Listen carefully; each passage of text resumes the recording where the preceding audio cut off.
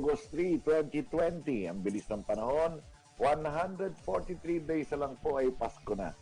150 days naman ay 2021, samantalang 693 days pa po ang Duterte administration. At kung bibilangin natin ang ating quarantine days, ngayon po mga kababayan ay 4 na buwan at 20 araw na tayo. Parang gano'n. 140 quarantine days na po tayo. 64 GCQ sa NCR mga kababayan at magiging MECQ. Babalik tayo sa higpit pagdating po bukas mga kababayan. 89 days na pong sarado ang Channel 2, DZMM, ang ABS-CBN at Double R mga kababayan. Ganyan po kabilis ang ating panahon mga kababayan. At syempre, simulan natin ang umaga natin mga kababayan ng isang napakagandang dasal ngayong umaga na ito habang tumitindi po ang kaso ng COVID-19. In the name of the Father, and of the Son, and of the Holy Spirit. At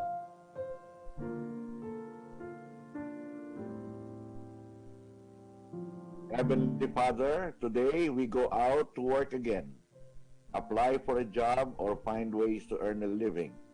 We continue to experience fear and anxiety because of the uncertainties of our lives.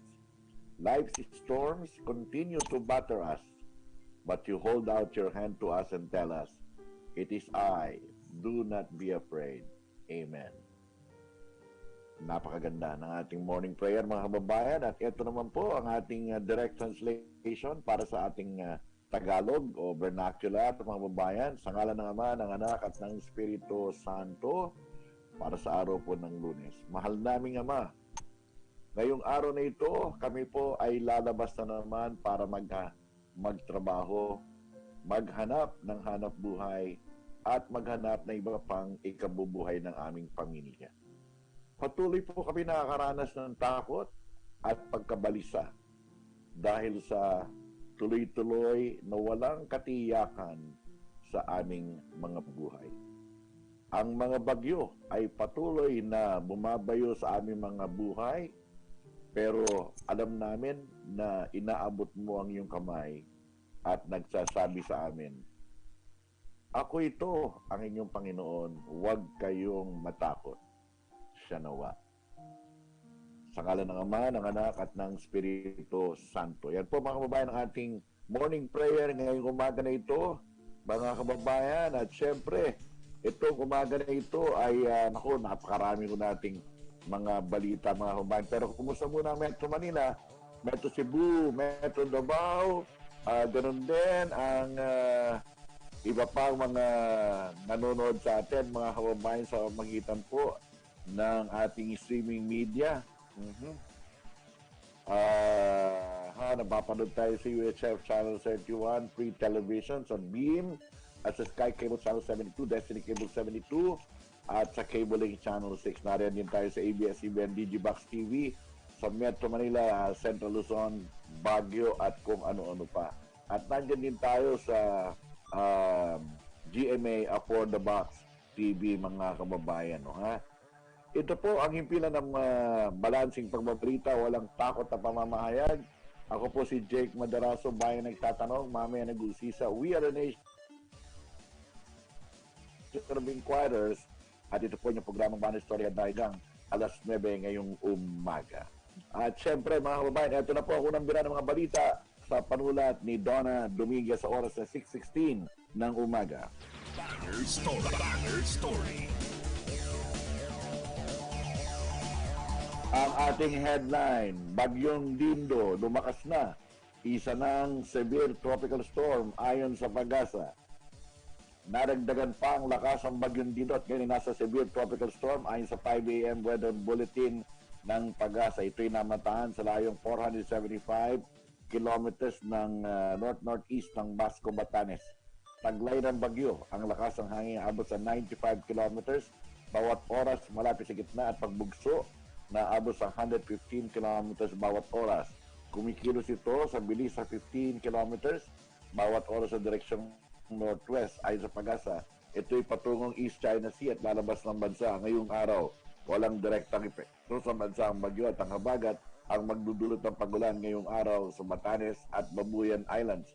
Makakaranas din ng kalat-kalat na pagulan at thunderstorms sa Ilocos Region, Cordillera Administrative Region, at Central Luzon at alabi pang bahagi ng Cagayan Valley. Sa pang low pressure area, ang binabantayan ng pag-asa sa nahuling namataan sa layong 570 kilometers east-southeast ng Davao City. Maghati dito ng kalat-kalat na pagulan sa Caraga at Davao Region. Sa iba pang balita mga kababayan, Surigao del Sur, 3 beses niyanig ng lindol, Davao Oriental, nakapagtala rin ng pagyanig. 3 beses niyanig ng lindol ang Surigao del Sur at ayon sa PBOX, unang naitala ang magnitude 4.1 sa 86 kilometers northeast ng bayan ng Bayabas, alas 12:44 na madaling araw at may lalim na 1 kilometer. Sumunod ang magnitude 3.9 na pagyanig sa 125 kilometers din na naturang lugar na alauna ay 29 na madaling araw at may lalim na 1 kilometro. Ang mga ito ay nag-aftershock na magnitude 5.7 na hinutuan Surigao del Sur na naganap noong July 31. Naitala rin ng magnitude 3.0 na pagyanig sa 50 kilometers northeast ng bayan ng Bayabas, alas 3:30 na madaling araw at may lalim na 11 kilometers. Ito ay aftershock ng magnitude 5.8 sa Bayabas noong July 27.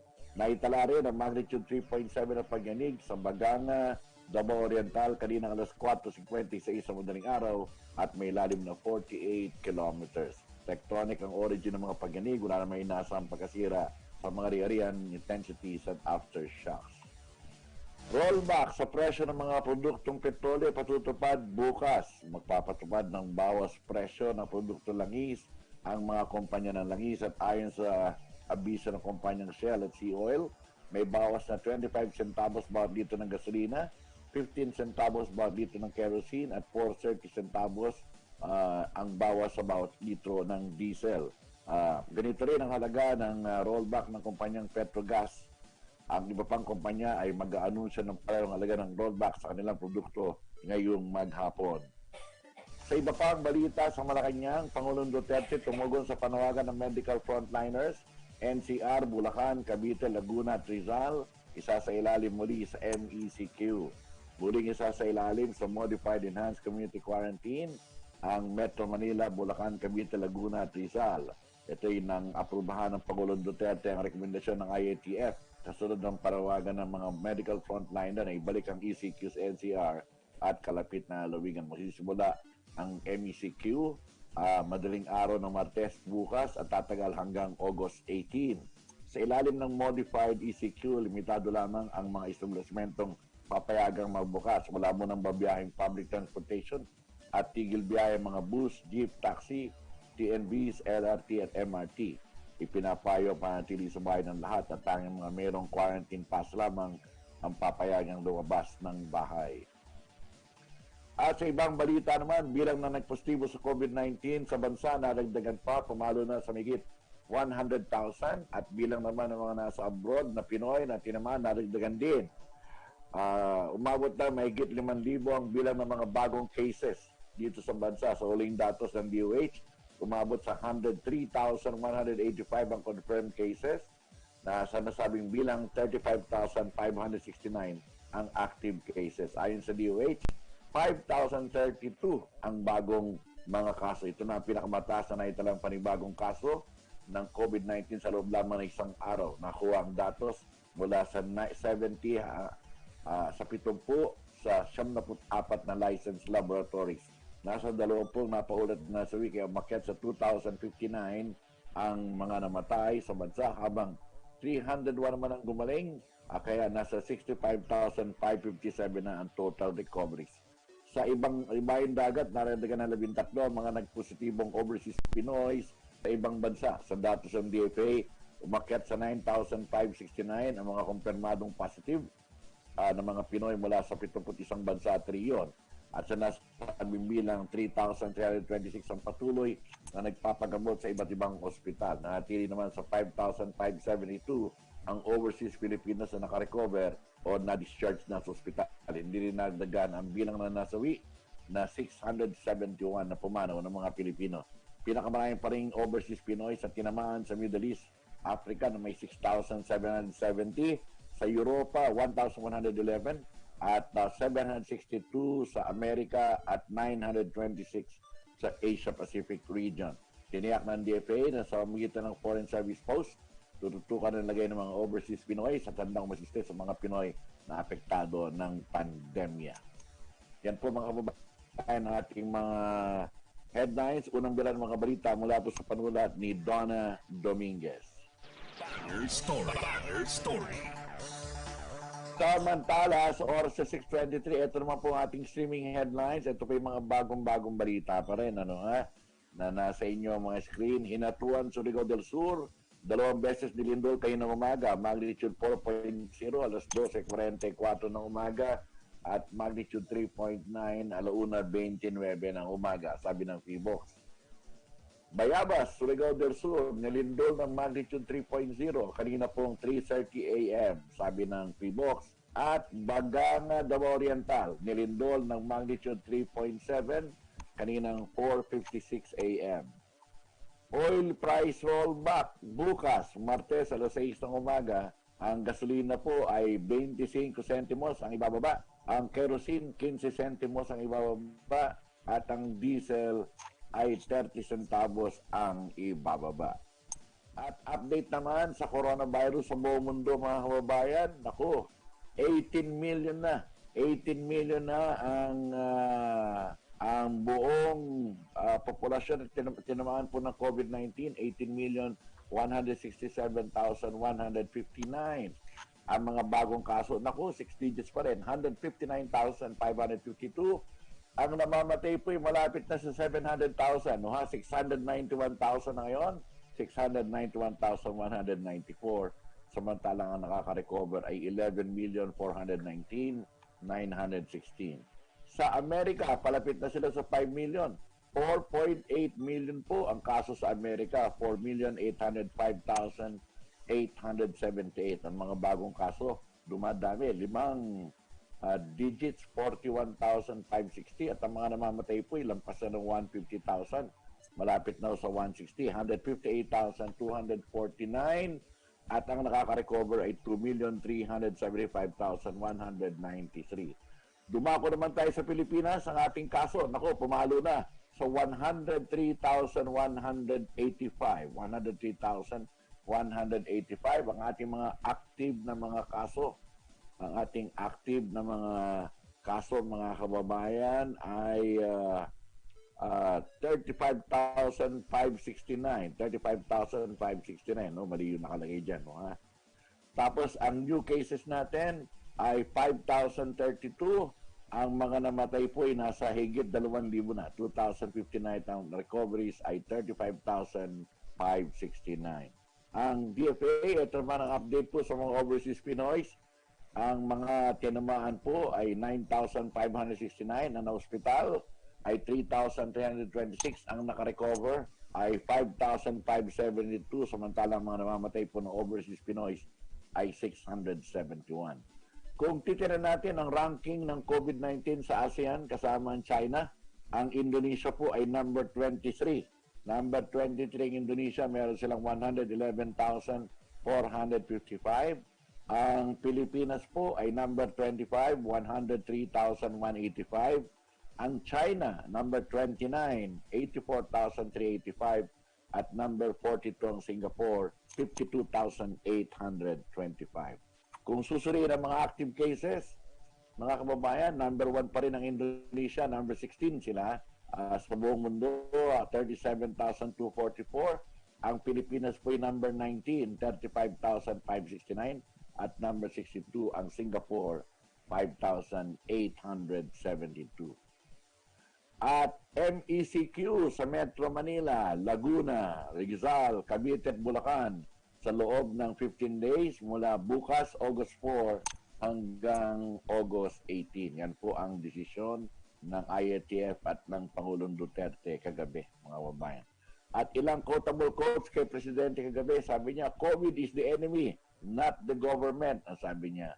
President Duterte, sabi niya gano'n, wala na tayong pera, I cannot give food anymore to people. Yan ang sabi niya. Kaya siya gusto niyang buksan ng ekonomiya, no, ha?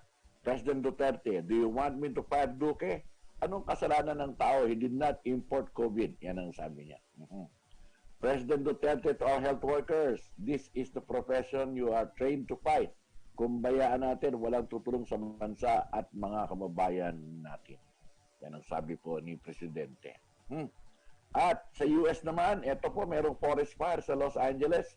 7,800 katao inilikas sa 2,800 bahay sa forest fire ngayon. Ito yung natawag ng Apple Fire na nagaganap malapit sa San Bernardino City, Los Angeles, California. At ngayong umaga, mga kababayan, 2 astronaut ng SpaceX Dragon na nagpunta ng International Space Station, nag-water landing na sa Gulf of Mexico ngayong umaga na ito. O yan po, mga kababayan, ang ating mga streaming headlines, mga bagong-bagong balita po mula po sa ating mga sources at updated na kayo. Nandiyan po ating streaming headlines, ganoon din ang ating balita po mula kay Donna Dominguez. Sige po, magbe-break lang muna kami. Teka muna, tinan natin ha. O mamaya punta natin ang radio.inquire.net. Ganun din ang Philippine Daily Inquirer. Sige, magbe-break muna kami mga kababayan. Ang oras natin, 6:29 ng umaga. Banger Story. Banger Story.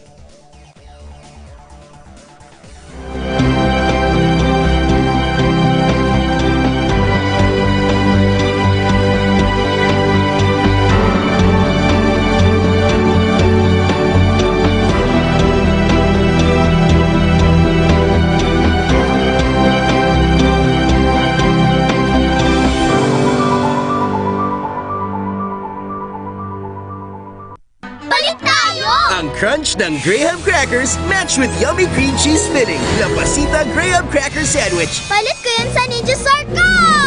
No thanks. Ito ang kakaibang baon. La Pasita Graham Cracker Sandwich. Pagkatapos ng almusal, ano man ang iyong ginagawa, pakinggan ang mga kwelang usapan at magaan na palitan ng opinyon. Good Morning Inquirer! Para sa makabuluhang pag-aanalisa sa mga issue, kontrobersya at mga balita, samahan sina Den Macaranas at Ira Panganiban sa Good Morning Inquirer! Mondays to Fridays, 9 to 10:30 in the morning sa DZIQ 990 at sa DZIQ 990 Digibox TV.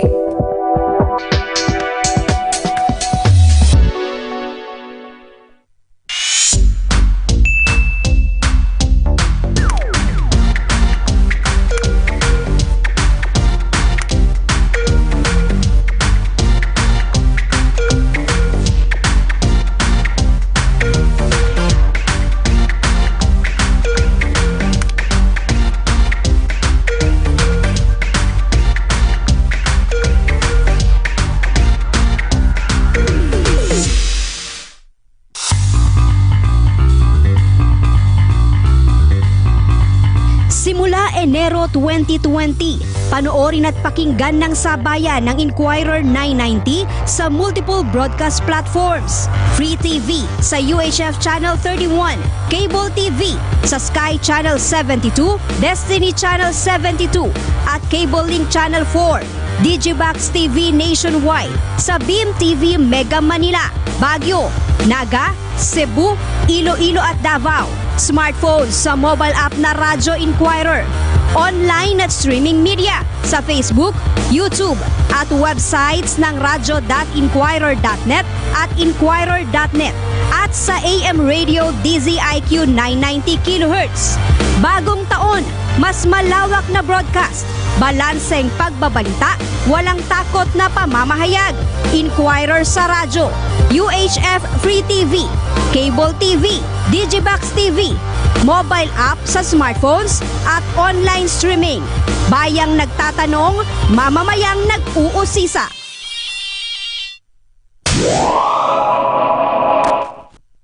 Banger Story. Banger Story.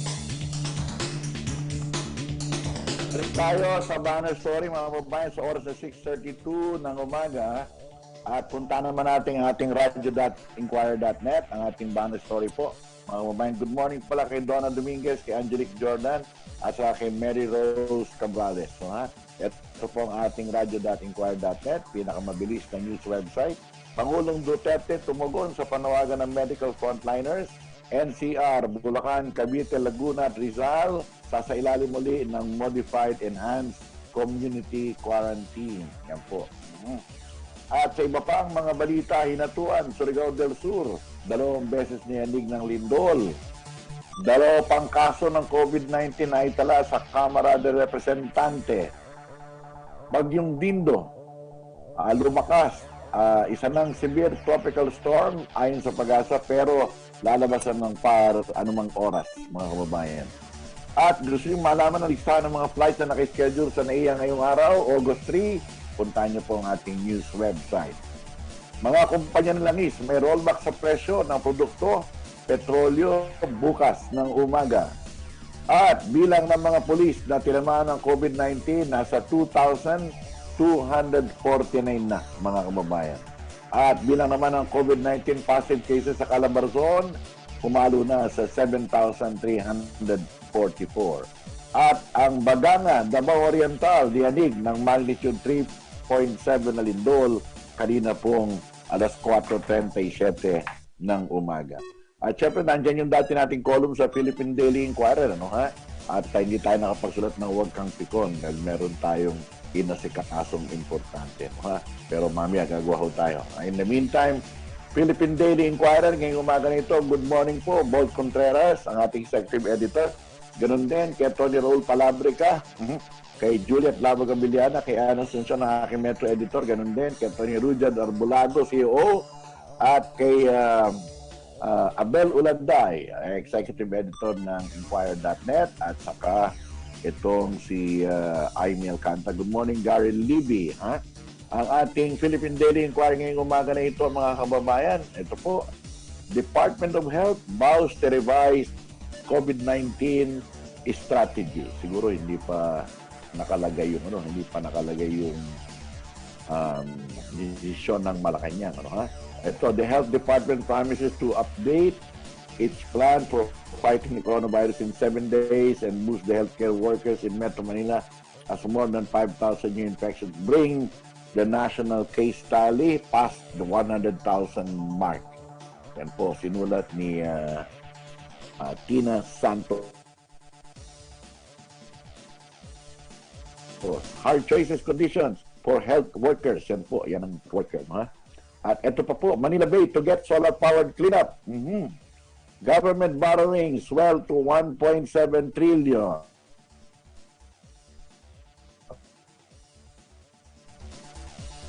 Yan. Parang siguyito. At pagkatapos, Fate of NAIA Rehab, hangs in balance. Sa Cavite nga, samantala, PhilAm, inirang daw na poet laureate ng State of Virginia sa US. At sustainability suit for UP Maroons. Yan. At pinag-uusapan pa rin ang mga myths at facts sa Magellan's Voyage. Yan po. Yan po, mga kababayan, na nilalaman po ng Philippine Daily Inquirer ngayong umaga. At merong opinion po si Ramon Parolan. Ang sabi niya, why not abolish the office of the AFP chief? Malalim yun. O sige po, mga kababayan, yan po ating Philippine Daily Inquirer sa oras sa 6:36 ngayong umaga. Siyempre, napanood nyo na ho ang Philippine Daily Inquirer, ang radio.inquirer.net, ang ating streaming headlines, ganun din ang ating mga balita. Unang bilo ng mga balita ni Donald Dominguez, kompleto na ho tayo. So far, wala po tayong balita na ikangat tungkol sa sunog. May sunog ko pero sa Amerika, pero sa atin, wala tayong mabalitaan na sunog, wala tayong malaking aksidente. Wala tayong malaking aksidente na nababalitaan, mga kababayan, ngayong umaga na ito. Wala tayong nababalitaan pero nagsusumigaw ang katotohanan na talagang napakarami ho ng nagugulat sa mga balita ngayong umaga na ito.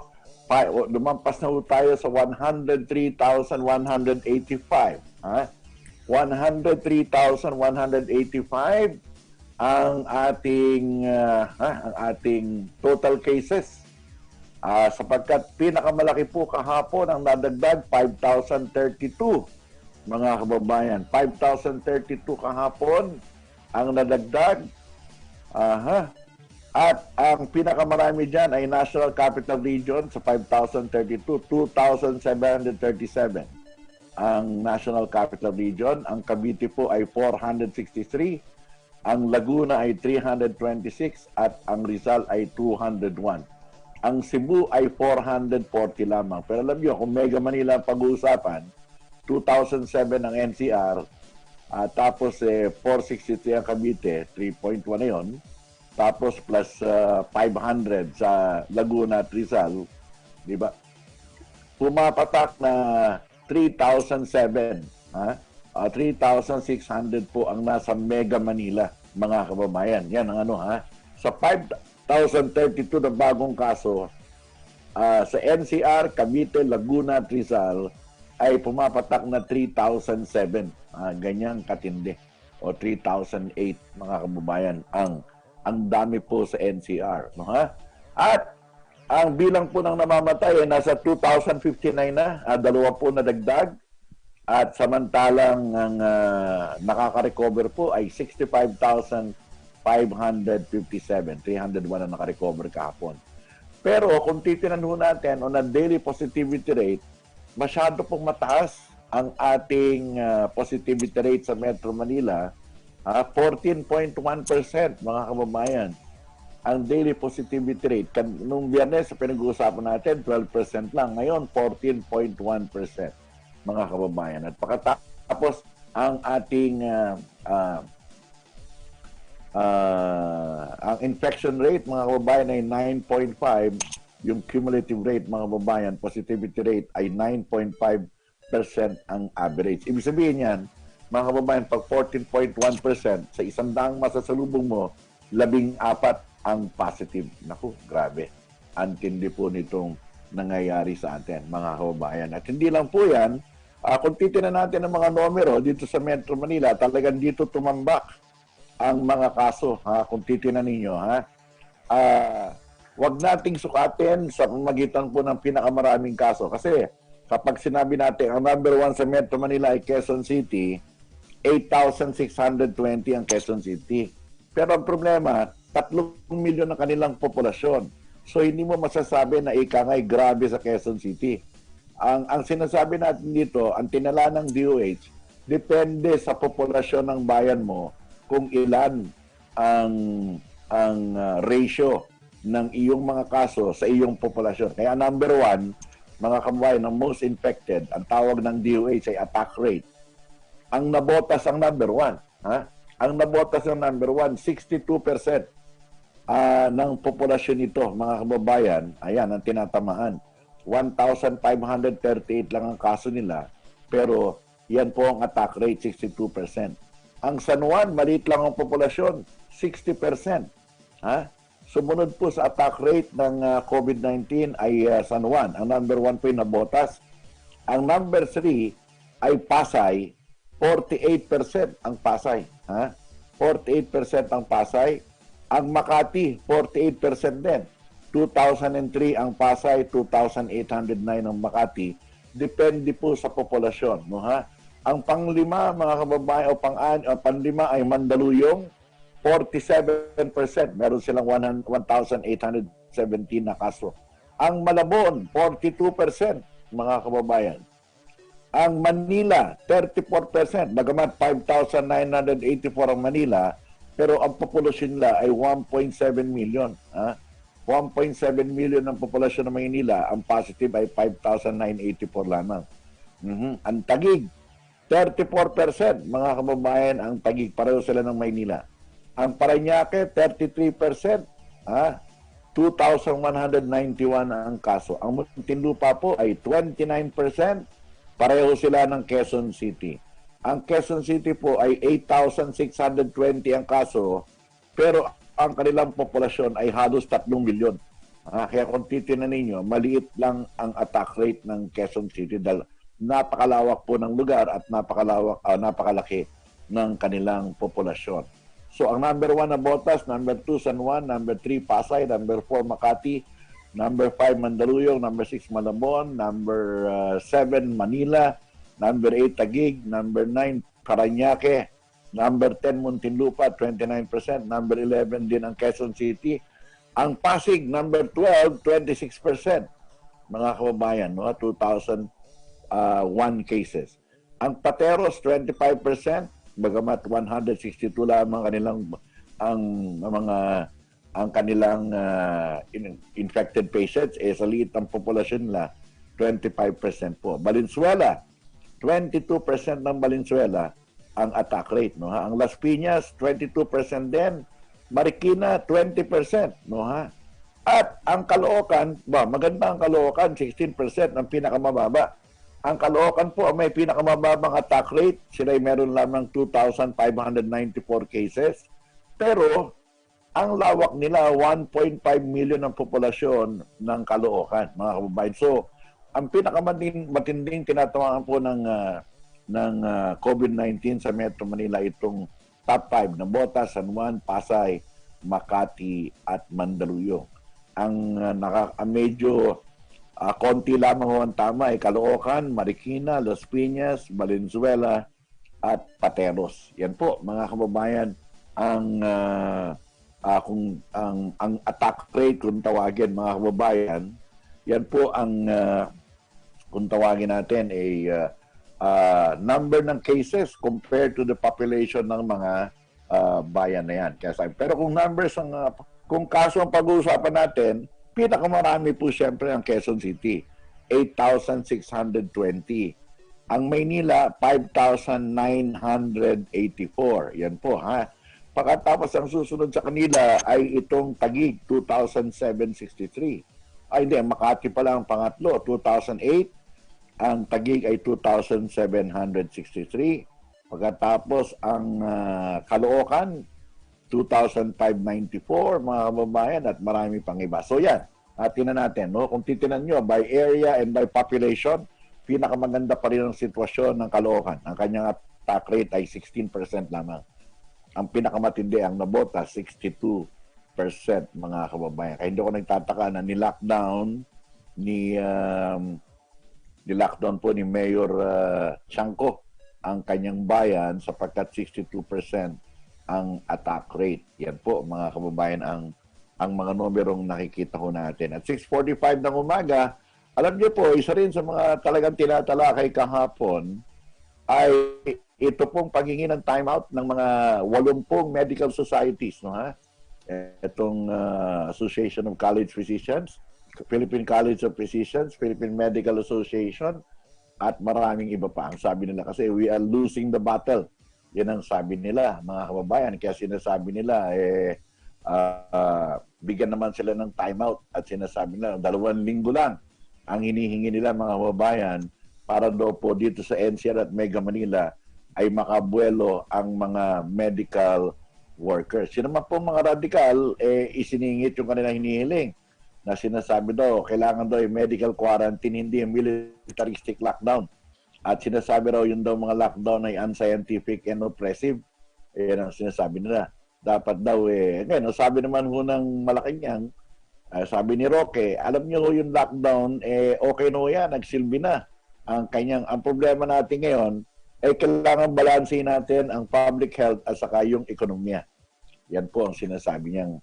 Pero ang sabi naman ng argumento, halimbawa ni Rimulya ng Cavite, sabi niya, at the end of the day, importante rin ang kalusugan because para mabuhay ang ekonomiya natin, kailangan natin ng healthy people. Yan ang sinasabi. At kagabi nga po, mga kababayan, noong umaga ng Sabado, nung umaga na nag-press release itong 80 mga medical societies, nung hapon po ng Sabado, pinulong sila ng Malacanang at ang IATF, yung kanilang mga kahilingan. At pagdating po kinabukasan ng linggo kahapon ay nagpulong naman si Presidente kasama ng IATF. Pinag-usapan po yung rekomendasyon nitong mga medical societies na ito, mga kababayan. So, diniskusyon nila kung ano ba ang dapat gawin yan sa issue na yan, mga kababayan. At ang naging final decision po ng Presidente, simula po sa August 4, yan po bukas sa madaling araw, balik tayo doon sa mahigpit na MECQ, Modified enhanced community quarantine. Alam nyo anong ibig sabihin ng MECQ? Yan po, wala na naman public transportation.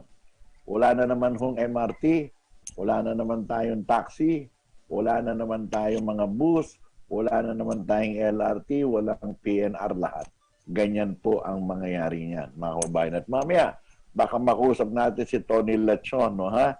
Malaman natin ang kanyang mga nalalaman po niyan sa issue niyan, mga kababayan. Alam nyo kasi, kapag ganitong MECQ, walang mga restaurant yan, ha? Wala na yung wala yung mga mall, sarado mga mall, mga kababayan, for 15 days, no? From August 4 to 18, bali 14 days. Alam niyo kung bakit 14 days? Parang ang ginawa ho niyan, parang nung araw, na-quarantine tayong lahat. Ha? Kinwarantin ho tayong lahat, mga kababayan, for 14 days para hindi na ho kumalat. Ang problema lang natin yan, sinabi po ni Presidente, teka muna, wala na akong pwedeng ibigay na pagkain sa inyo. Ha?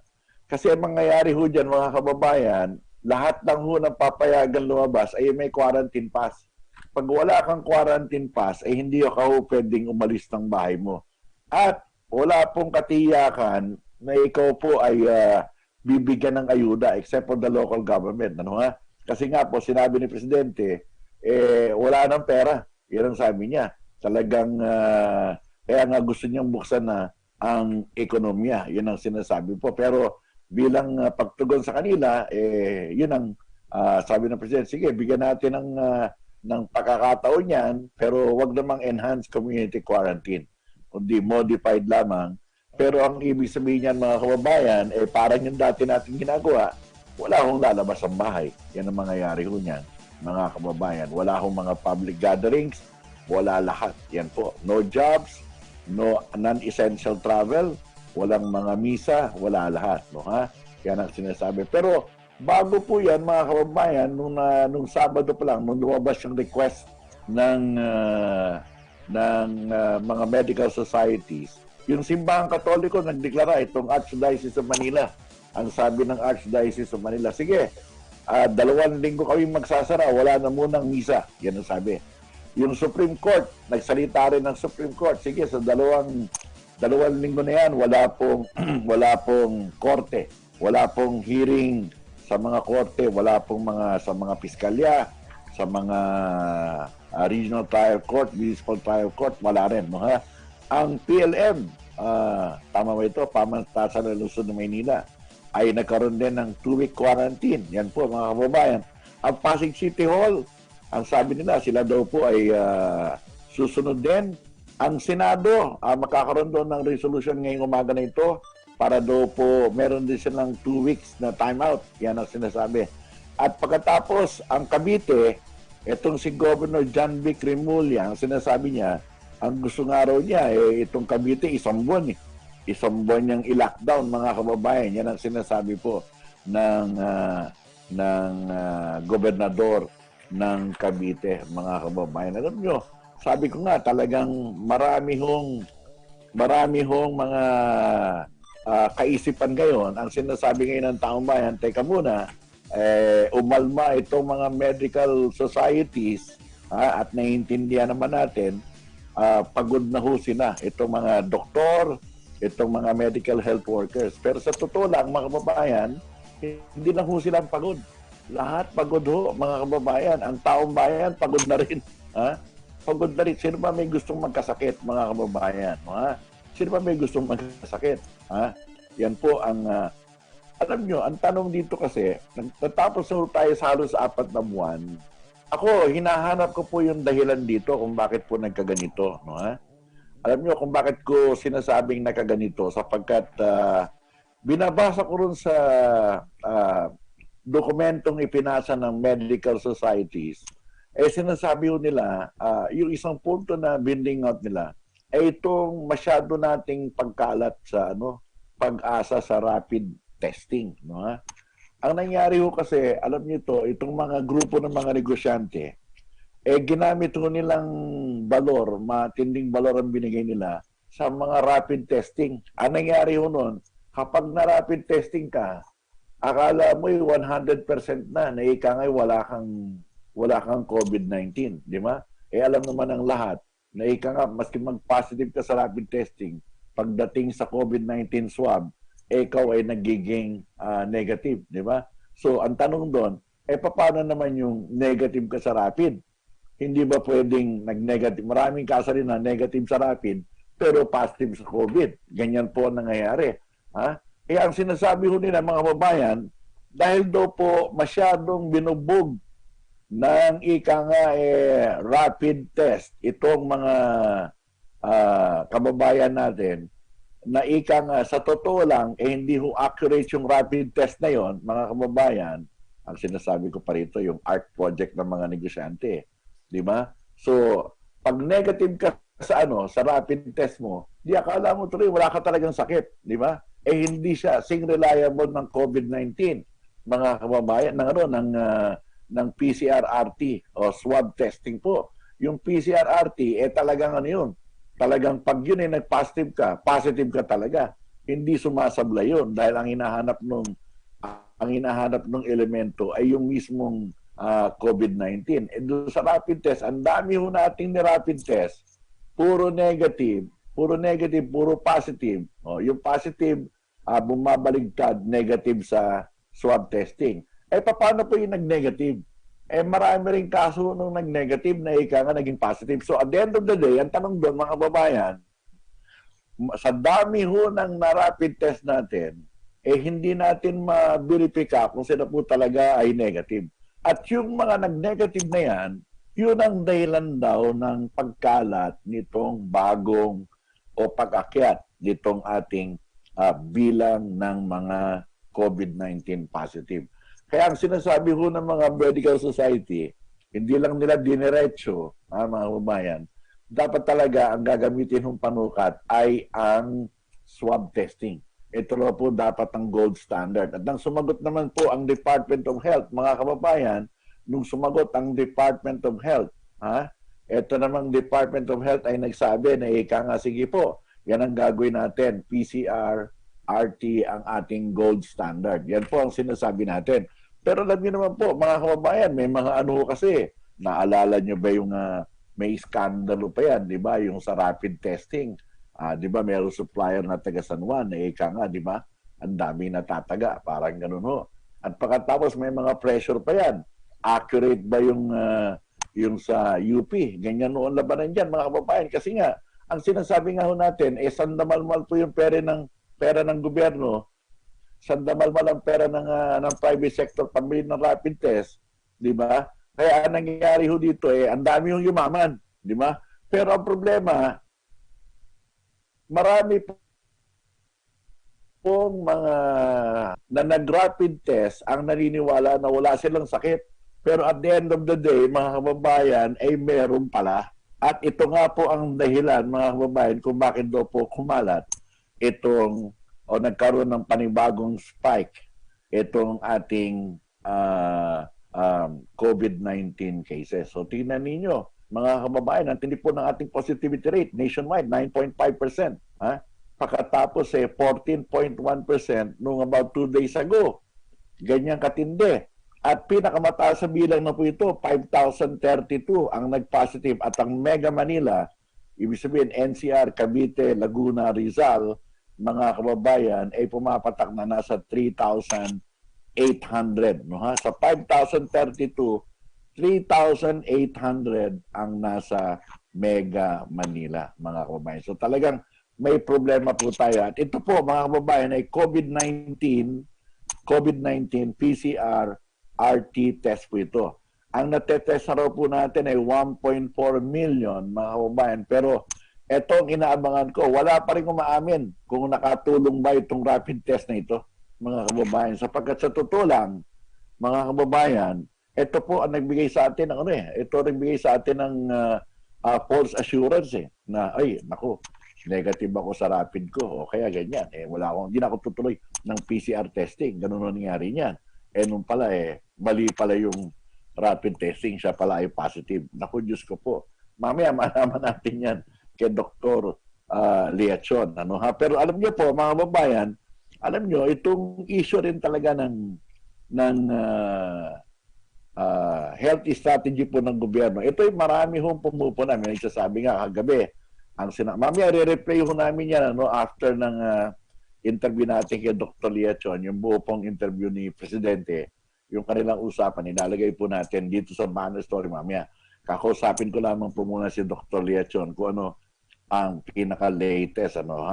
Alam niyo, sa totoo lang, mga kababayan, mabigat po itong nangyayari sa atin, lalo-lalo na kay Secretary Duque. Si Secretary Duque po, mga kababayan, wala nang ginawa ito kundi sundin yung pong order ng WHO.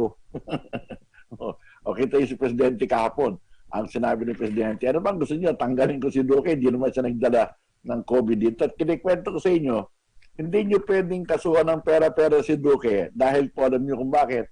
Kasi yung procurement ng lahat sa COVID, hindi si Duque may hawak. Bata po ni Duterte.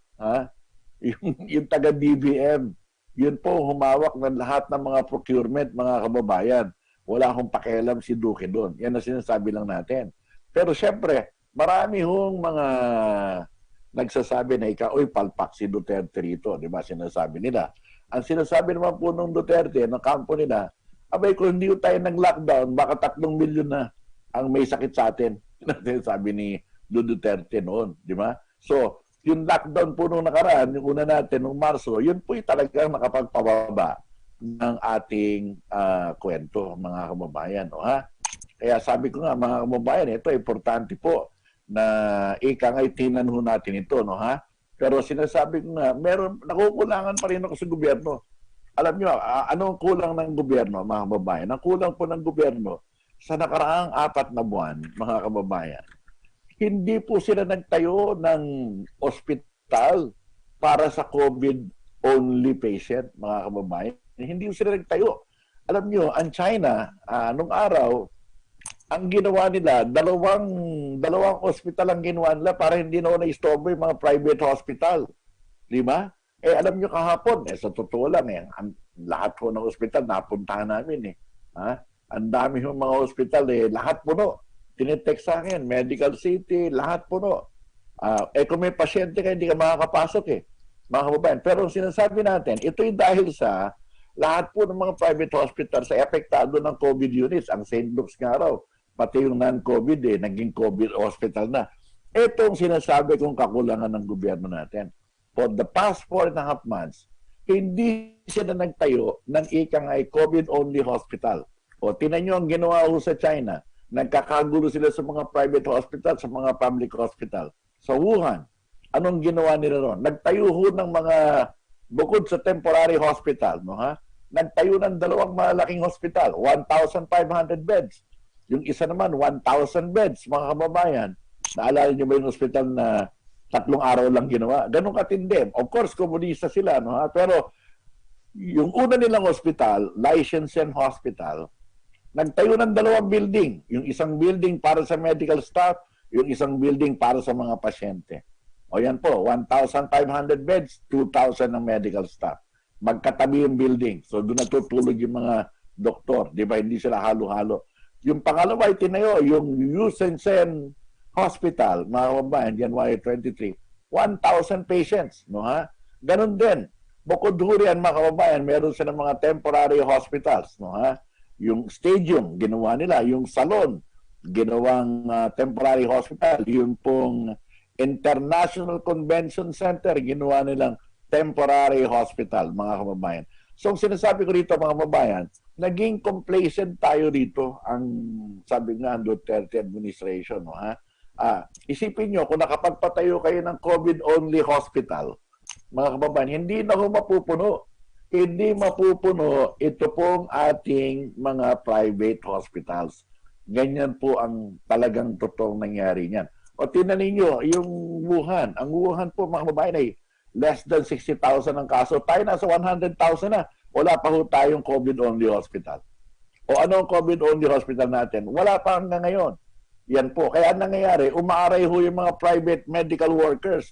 Kasi unang-una, yung hanap buhay nila, imbis na dati may konsultasyon ka, may operasyon ka. Wala na nagpupunta sa hospital ngayon Dahil baka mahawa, mga kababayan. Kung meron tayong 2 malaking hospital, isa sa North at isa sa South, ang dami naman lupa dyan, di tayuan na natin. Total, mahaba itong labanan na ito, mga kababayan. Di po ba? Eh di sana, hindi ho nagkakagulo itong taong bayan natin na may mga sakit, mga kababayan. Pag COVID-19, diretso ka na kagad doon. Huwag ka na pumunta sa mga private hospitals, mga kababayan. Sige po, magbe-break lang muna kami, mga kababayan. Ano? Magbe-break lang kami. Ha? Pagkatapos, magbabalik ang banner story. Ang oras natin, 7:02 ng umaga. Banner Story. Banner Story.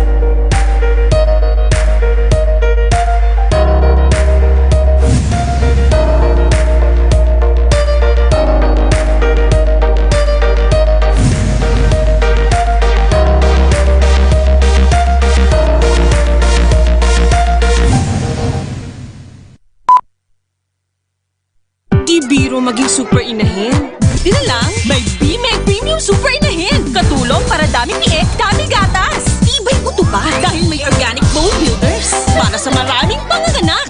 B-Meg Premium Super Inahin na.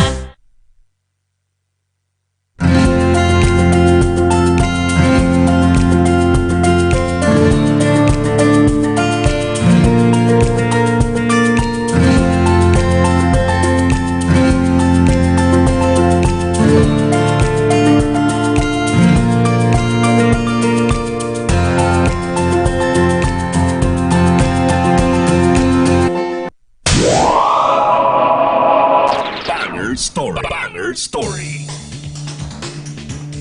Tayo sa banner story, mga babayan, sinuunahin natin na si Donna na kagad.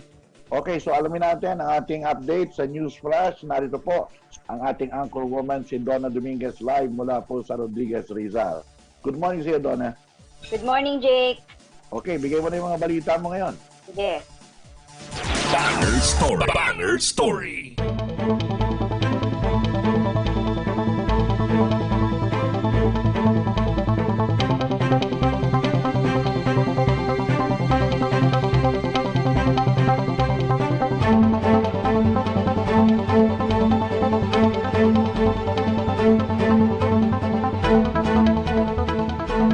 Ang news flash na ito ay hatid sa inyo ng B-Meg Super Inahin. Ito ang DZIQ 990.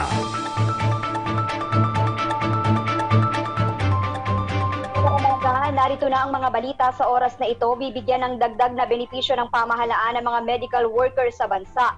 Ayon kay Presidential Spokesperson Harry Roque, inaprubahan ni Pangulong Duterte ang pagbibigay ng risk allowance para sa private sector healthcare workers na gumagamot sa COVID-19 patients. Aabot sa 10,000 piso hanggang 15,000 piso ang dagdag na ibibigay sa mga magkakasakit naman na health worker. May ilalaan ding life insurance, free accommodation, free transportation, free at frequent testing ang pamahalaan. Inaprubahan din ng Pangulo ang pagkuha ng dagdag na 10,000 pang medical professionals. Sa kanyang public address kagabi, sinabi ng Pangulo, patid ng pamahalaan ang pagod ng mga health workers sa bansa. Bigyan lang anya ng sapat na panahon ng gobyerno at bibigyan sila ng dagdag na allowance. Samantala, simula bukas na pag-iral ng Modified Enhanced Community Quarantine sa Metro Manila at ilan pang lalawigan, muling ipagbabawal ang pagbiyahe sa mga pampublikong sasakyan. Sa paalalang inilabas ng Department of Transportation sa NCR, sa Bulacan, Cavite, Laguna at Rizal, wala munang bibiyaheng public transport simula bukas August 4. Tanging mga public shuttle para sa frontline workers ang papayagang bumiyahe. Ititigil muli ang pagbiyahe ng mga bus, jeep, taxi, TNVS at mga tren. Bawal din ang pagbiyahe ng mga tricycle pero papayagan ang pagkakaroon ng exception sa ilalim ng guidelines na itinakda ng DILG at ng LGUs. Para sa private transport naman, ang mga company shuttle ay papayagang bumiyahe pero 50% ng capacity lamang ang dapat na isakay. Pwede ring bumiyahe ang mga pribado pang sasakyan. Ipinagutos ni Bishop Broderick Padillo na ibalik ang pagpapairal ng Enhanced Community Quarantine Protocol sa mga simbahang sakop ng Manila Archdiocese. Kasunod ito ng panawagan ng grupo ng mga medical frontliner na ibalik ang pag-iral ng ECQ sa Metro Manila dahil sa marami na sa kanilang hanayang pagod at apektado na ng COVID-19. Sa pastoral instruction ni Padillo, nakasaad na ang COVID-19 infection ay umaabot na ng 5,000 kada araw. Ayon sa pahayag, diringgin ng simbahan ang panawagan ng grupo ng frontliners na humihiling ng time out at pagpapairal ng 2 linggong ECQ sa Metro Manila. Dahil dito, lahat ng simbahan, shrine sa ilalim ng Archdiocese of Manila ay babalik sa ECQ mula ngayong araw, August 3. Magpapatuloy naman ang online religious activity sa mga simbahan. Habang umiiral ang ECQ protocol, susuriin ang pagtugon ng simbahan sa pandemic at aalamin kung paanong mapagbubuti pa ito. Ganito rin ang utos sa mga simbahan na sakop ng Diocese of Cubao at Diocese of Parañaque. Balita naman sa lalawigan, arestado ang leader ng De La Cruz Drug Group sa ikinasang drug buy-bust operation sa Taytay, Rizal. Ayon sa Taytay Public Information Office, nagkasa ng operasyon ang pinagsanib na puwersa ng Taytay Municipal Police Station at Provincial Intelligence Unit ng Rizal Provincial Police Office sa Sitio Lupang Arenda, Barangay Santa Ana. Nadakip sa operasyon ng lider ng De La Cruz Drug Group at nakumpiska sa kanya ang aabot sa 1.5 kilo ng shabu na mayroong street value na 10.2 million pesos. May mga nakumpiska ring marijuana at iba't ibang kalibre ng baril at mga bala.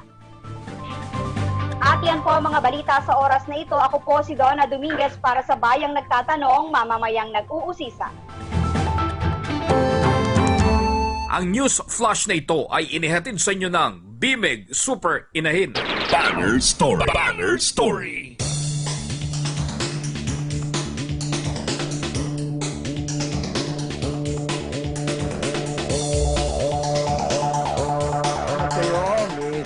Donna Dominguez sa iyong mga balita na yan, mga babayan. At syempre, doon lamang mo sa mga kabubukas pa lamang ng kanilang mga television at saka radio station at online viewing ninyo, mga babayan. Starting mo mamayang hating gabi ay MECQ na ang Metro Manila, Mega Manila, no ha? MECQ ang Cavite, Rizal, Laguna, Bulacan. Mga kababayan, yan po ay bukas sa madaling araw at diretso na ho hanggang August 18. Bali tayo po nasa 14-day lockdown, mga kababayan. So, yung mga, anong ibig sabihin po niyan, mga kababayan? Ang ibig sabihin niyan ay MECQ, wala pong public transportation, ha? Wala pong, sabi nga natin, walang trabaho. Yan po.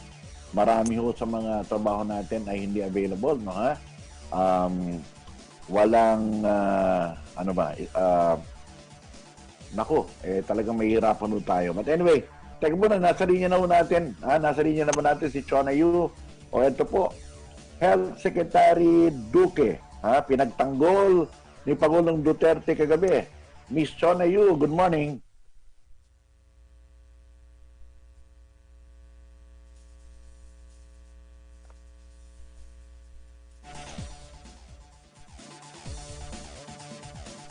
Ito yung sabi ni Presidente, bakit nyo tinitira si Duque? Ano sabi niya? Hindi naman siya nag-import ng COVID. Chona, ano ang detalye niyan? Chona Yu.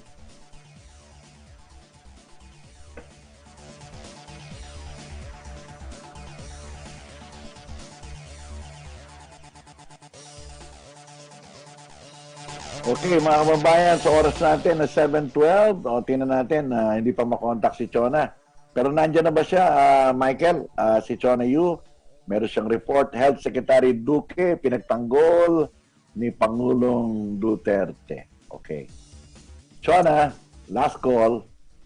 Magandang umaga, Mr. Jake. Sinupalpal ni Pangulong Rodrigo Duterte ang panawagan ng ilang mga kritiko na ibagin na o tanggalin na sa pwesto si House Secretary Francisco Duque dahil sa hindi maayos na pagtugon sa problema sa COVID-19.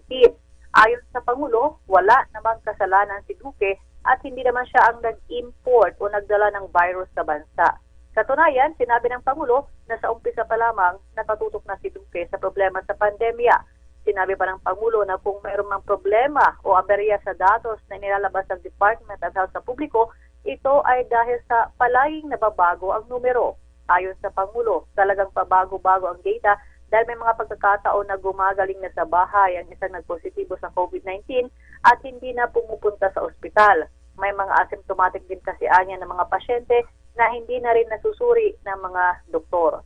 Kabilang sa mga nanawagan na magbitiw na sa pwesto si Duque ay si Iloilo Mayor Jerry Trenas. Samantala, sa abiso ngayon ng PTV, Mr. Jake, dahil 5 na ang nagpositibo sa COVID-19, wala munang laging handa public briefing sa loob ng isang linggo. Suspendido muna ito. Ito yung programa ni na Presidential Communications Operations Secretary Martin Andanar at Undersecretary Rocky Ignacio. Para bigyan daan muna yung disinfection sa PTV dahil may mga nagpositibo na rin sa COVID-19. Pero naman ang airing ng regular press briefing ni Presidential Spokesman Harry Roque at yung mga public address ni Pangulong Rodrigo Duterte kung meron man sa mga susunod na araw. For now, yung laging handa ay suspended for a week para sa disinfection sa PTV4 sa Quezon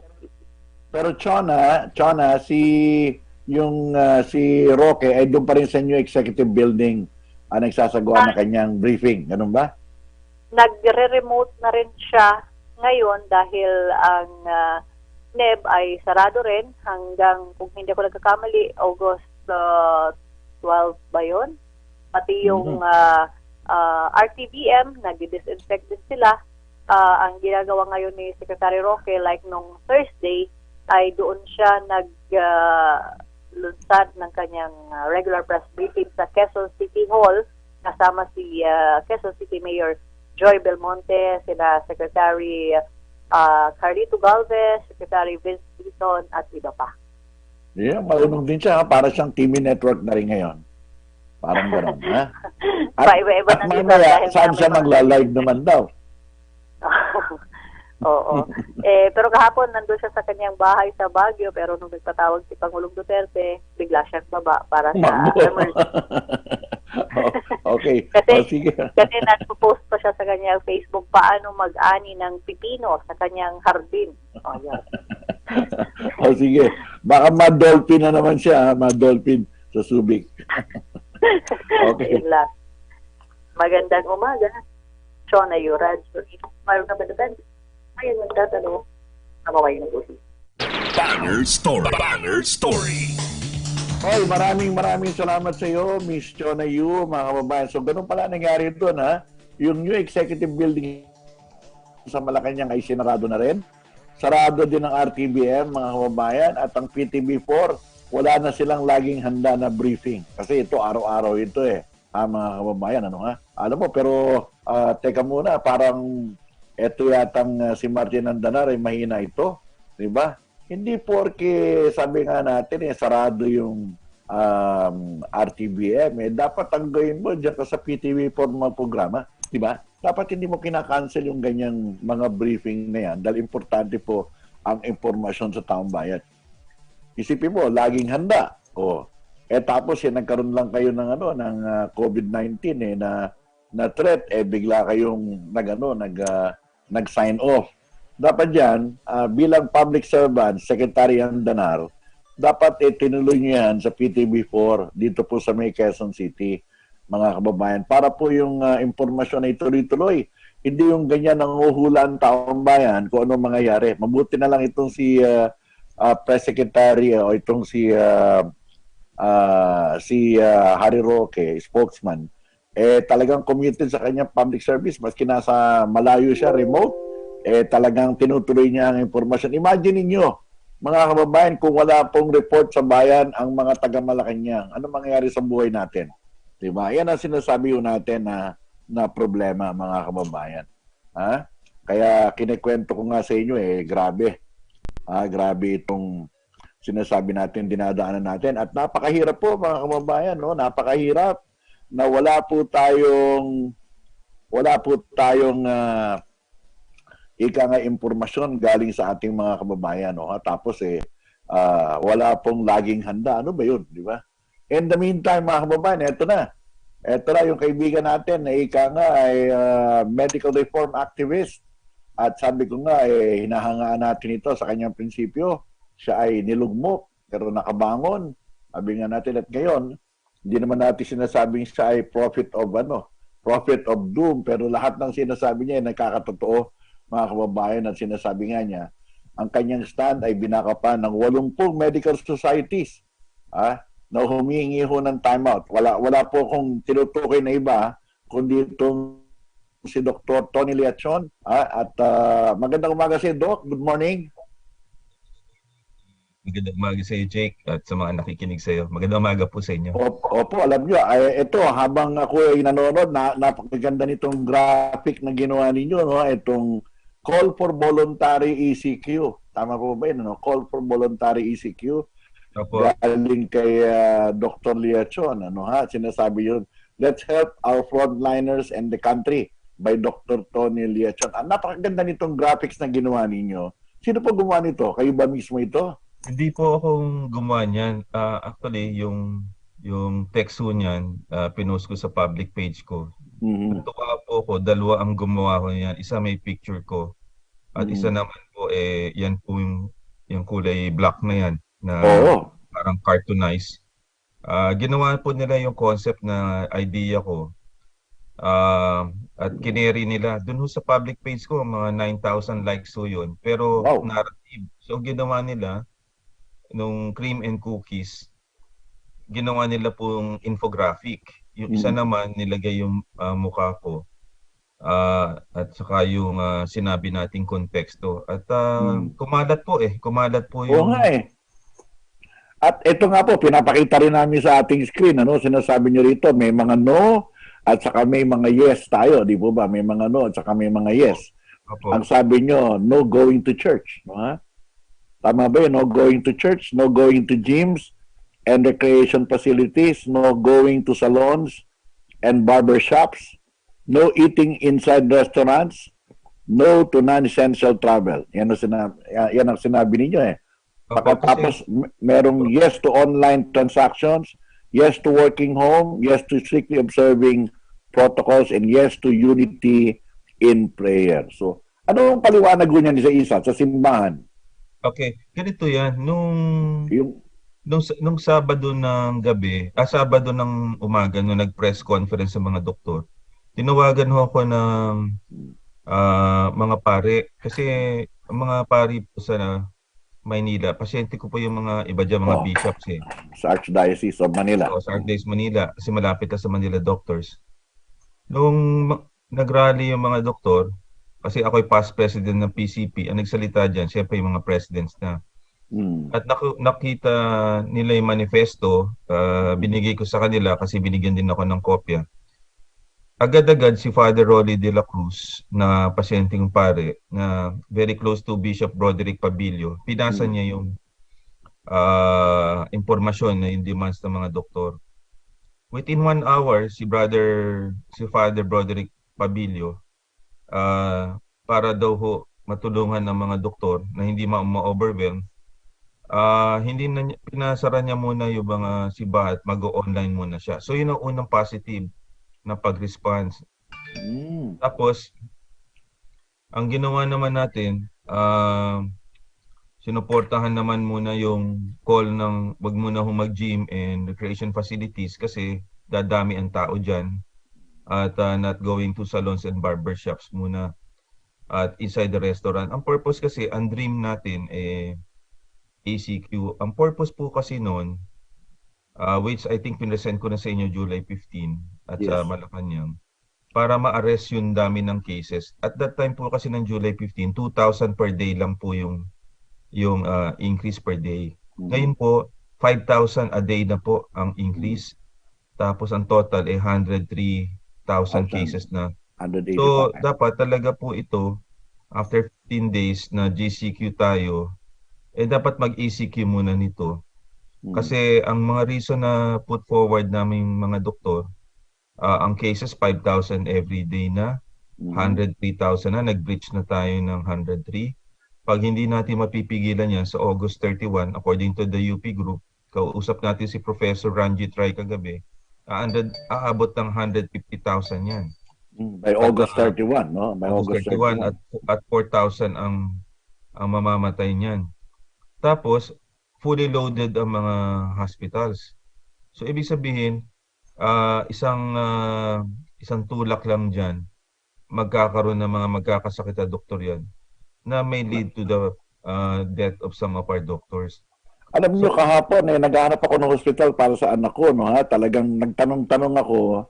Alam nyo, sinabi sa akin, puno ang Cardinal Santos, puno ang Andelo Santos, ang Makati Med, Asian puno, Medical City, ayaw tumanggap, PGH, St. Luke's, BGC, at saka itong Quezon City, wala rin. At sa Manila Doctors po ba, puno na rin kayo, di po ba? Puno na rin po kami sa Manila Doctors. Grabe. So, ang sinasabi nga ho natin dito talagang sabi nga natin, talagang kailangan na magpahinga ang ating medical health workers. At kasama rin ba kayo sa meeting din nung Sabado ba ng Malacanang? Alam ko nag-meeting din ang Malacanang. Hindi po ako kasama dyan. Ang meeting po yung mga president ng medical societies. Kasi yung 80, ang lingkod niyo po ay past president ng PCP 2015. So, siyempre, ang mga nagsasalita dyan ay yung mga current presidents po na sila po yung nag-meeting po doon ho sa Zoom. 30 organizations po yun eh. So, sila yung meeting ho ni Secretary Duque tungkol ho sa demands nila. So, yun po. At pagkatapos, nag-meeting naman ng cabinet kahapon at ang naging resulta nga, Dr. Lechon, ay modified enhanced community quarantine na ika nga hindi doon sa rekomendasyon ninyo na ECQ. At ang sinasabi raw ay August 4 to August 18 ay MECQ tayo. Ano sa tingin nyo po ang dapat mangyari sa MECQ na yun? Well, pag MECQ kasi, limited movement within the zone for essential services and work. Number 2, operation of selected manufacturing and processing plants up to a maximum of 50% of the workforce. And then limited transportation services for essential goods and services. Of course, suspended ang klase. Ang comment ko lang po dyan, number 1, is better than nothing. GCQ kasi di MECQ. Mababawasan ng workforce from GCQ 75% to about 50%. But the main point at ECQ nire-request sa mga doktor, you don't expect that there would be a radical decrease in the active cases, considering the major factor in the increase in the cases would be mobility. As long as people will move, particularly in a 5,000 per day, can actually cause viral transmission. Number 2, in the 2 weeks na yan, parang you want the government to reboot and increase again yung health system capacity in detecting, testing and isolation and contact tracing. And then so that also the doctors, you will be able to give them a timeout so that will they be able to rest if you decrease the active cases. Yan ang purpose ho niyan eh. So basically doon po nanggagaling yun. So mababawasan ho sila ng 25% sa workforce, but I doubt kung bababa yung cases. Siguro kung bababa yung active cases, baka bababa lang sa 4,000 or 3,000 per day. And ang target ng UP na 150, ang tingin ko bababa lang by 20,000 at the end of the month, 130,000 ho tayo. Kung ang run rate natin, pagpalagay nyo na 3,000 per day kasi mababawasan ng 25 August 4, So, ang tingin ko, mga 130,000 by the end of the month with this MECQ po. Pero kung mag-ECQ tayo, mas mahigpit, mas maganda. Opo, siguro pag mag-ECQ tayo, reproductive number natin bababa, baka hindi natin ma-achieve yung mga 120,000 lang siguro ho tayo rather than 150,000. Yun ho ang projection ho na binigay sa atin ng UP. Binigay sa akin yung report po nila. Pero Doc, sabi nga natin talagang ngayon, talagang binabalanse ng gobyerno yung public health and economy talaga, no? Ha? Sabi nga, wala raw pera na ngayon na pambigay na ayuda. But anyway, ang tanong ng taong bayan, bakit po ba bigla nag-increase ng ganito, Doc? Di ba? Nandun tayo sa dati na 500, tapos 700, 1,000 a day, nag-2,000. Tapos ngayon, 4 na araw, 5 araw, 4,000, 5,000 ang pinakamalaki. Saan ba ang pinanggagalingan nito? Marami, ang alam natin, ang mga private corporations, ang daming rapid testing na ginawa. May nagsasabi na, teka muna, yung rapid testing hindi naman reliable or something like that. So, ang tanong ng taong bayan, bakit po ba umakit tayo sa ganito? Meron ba kayo nakikitang dahilan? Bakit bilang nagkaroon ng spike na ganito, Dr. Tony? Well, ang nakita ko po, inaral ko po kahapon, may sariwa lang yung Japan. Yung Japan kasi hindi masyadong nagte-testing at minadali nila ho yung pag-reopen na economy. Ang US din, bilis ng reopen na economy, bigla na lang po silang dumami din lalo. So tayo po, mabilis po tayo from ECQ, MECQ, dapat gradual ho yun Tapos nag-GCQ tayo. Ang purpose ho nyo na sinabi doon sa story ng Japan, as long as you reopen the economy too fast and not gradually, you will encounter increase in the local transmission, spikes. Yan naranasan na rin yung favorite kong countryng Vietnam. Nung nag-open, dalawa ng first time nila na report, may namatay na po sa kanilang dalawa. Dati wala, zero dati yun. Dati zero ho yun. Sa Hong Kong, nung nagbukas uli sila, dami na rin po ng cases. Yan ho yun. Ngayon, for those countries na na-control at na-flatten ng curve, mabuti sa kanila yon kasi konti lang naman yung papasok Problema ho sa atin, 100,000 cases po tayo. Kung noon ngang March nag-ECQ tayo, 100 cases lang po tayo tayo ngayon 100,000 cases. Noon ho 100 cases nag-ECQ tayo. Ngayon 100,000 cases. Tama. 5,000 cases so tayo per day. Ang laking diferensya noon. Parang gagayahin mo lang yung March doon para pumunta dito. Tsaka ang Philippine economy kasi will never recover until we get the coronavirus under control. Yun ang unang-una dyan Sa playbook po, kailangan makontrol mo muna ang virus, tapos yung healthcare system capacity maging okay, at i-protect mo yung doktor. Tapos, saka mo lang ho i-consider na i-open na economy pag ho yung tatlong parameters na yon ay okay. So ulitin ko po, is the viral transmission controlled? Definitely not. Are the health system capacities right now complete and in place? Definitely not. Is there a risk for the doctors to die or mapagod in the hospital, the fully loaded? Yes. So what will be your answer? Definitely is not GCQ. So either modified ECQ ka or ECQ ka. With the MECQ, 50% yun ng gusto mong desire. But it will not be 100% katulad nung ginawa sa Cebu. Nung acute cases sila, si Secretary Simaton, decision niya, ECQ. Kaya ang reproductive number nila, naging 2, naging 1 Kaya maganda na yung sa Cebu because they use the ECQ. So dito sa MECQ, lalo na mas maraming cases natin kaysa Cebu, medyo meron po akong agam-agam that we will reach the numbers na gusto natin with this MECQ.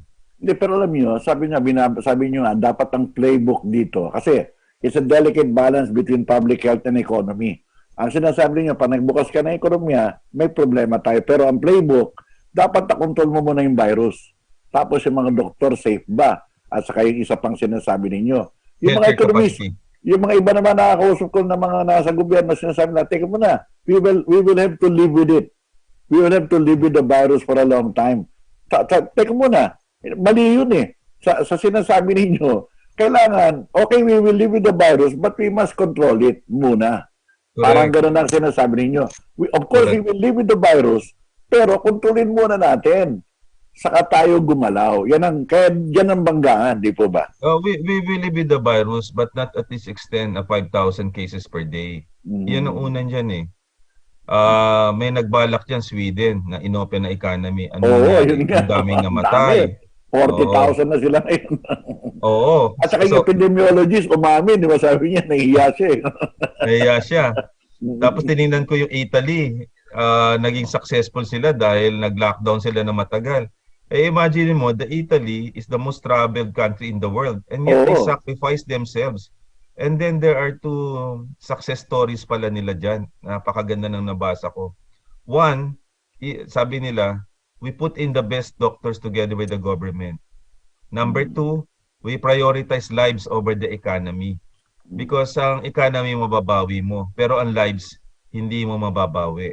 Yun nga, yun ang argumento niya. Yung sinasabi niya, di ba, the healthy economy needs healthy individuals. Yun ang sinasabi, di ba? Pero alam niyo, Doc, sabi ko nga, nakaraan tayo ng 5 months. Saka nagtataka naman sa gobyerno. I don't know if, ito personal ko lang pong opinion to. Kasi yung Wuhan, they have about ilang cases sila, mga 30,000 cases nung araw at the height. Sinasabi natin, nagtayo sila ng COVID-only hospital. Dalawa yung tinayo nila, naalala mo, di ba, yung Liechtenstein Hospital at saka yung Wusenshan Hospital. Yung isa 1,500 beds, yung isa 1,000 beds. Ginawa yun na 1 linggo lang, di ba? Ang sinasabi ko is that kung nagtayo tayo ng 2 hospital na gano'n in the past 5 months, na doon pupunta lahat ng mga COVID-19 patients natin, hindi nila guguluhin yung ating private hospitals at saka yung ating medical care system, di ba? Mas maganda. Of course, I'm talking about the past, but sabi ko nga natin, Wuhan nga, 40 to 50,000 ang kaso, nagtayo ng 2 hospital eh. Di ba? Tayo, nasa 100,000 tayo, wala pa tayong COVID-only hospital. Hindi pa natin alam kung ang ginagawa natin, sige, ikaw, di ba, need a doctor. Yung 20% mo, bigay mo sa COVID. Sinisira naman ang COVID yung buong hanap buhay ng hospital, di po ba? Ganon. Sinisira yung buong, like yung mga cancer patients, hindi na ngayon pumupunta sa mga hospital because of that. Dahil baka ako nga, anak ko may ibang sakit hindi ka makahanap dahil ang tingin sa lahat ng sakit ngayon ay COVID. Kung meron tayong COVID-only hospital sa 2 malalaki where we can put all of those patients there, di po ba? Like the Wuhan, what Wuhan did, maganda-ganda sana ho ang laban, di po ba, Doc? Tama po yun. Ang dream ho dyan, sana kung nag-designate tayo ng COVID hospitals in the public, like PGH and Lung Center, sana nag-designate tayo ng mga COVID hospitals sa private. Ang tawag ko po doon ay satellite hospitals eh. Mga makeshift hospitals na extension. Let's say, Manila Doctors or Makati Med. Pwede kang gumawa niyan eh. Para mga tents lang yan eh. At ang iba, mga 3-star hotel, ginagawa nila, kino-convert nila into hospitals. Pwede nyo gawin yun eh. Kasi kung hindi nyo gagawin yan at isisingit nyo to the ordinary hospital, the patients naman napapasok ko dun sa hospital, kunyari nagpe-chest pain, hindi naman nyo pwedeng itaboy siya at masakit ang dibdib mo. Yung dengue, bumaba na ang platelet ng dengue, ang hirap na ipasok. Hindi mo pwedeng itaboy siya kasi meron kang COVID patients. Madi-disenfranchise yung mga non-COVID cases na serious din in the first place.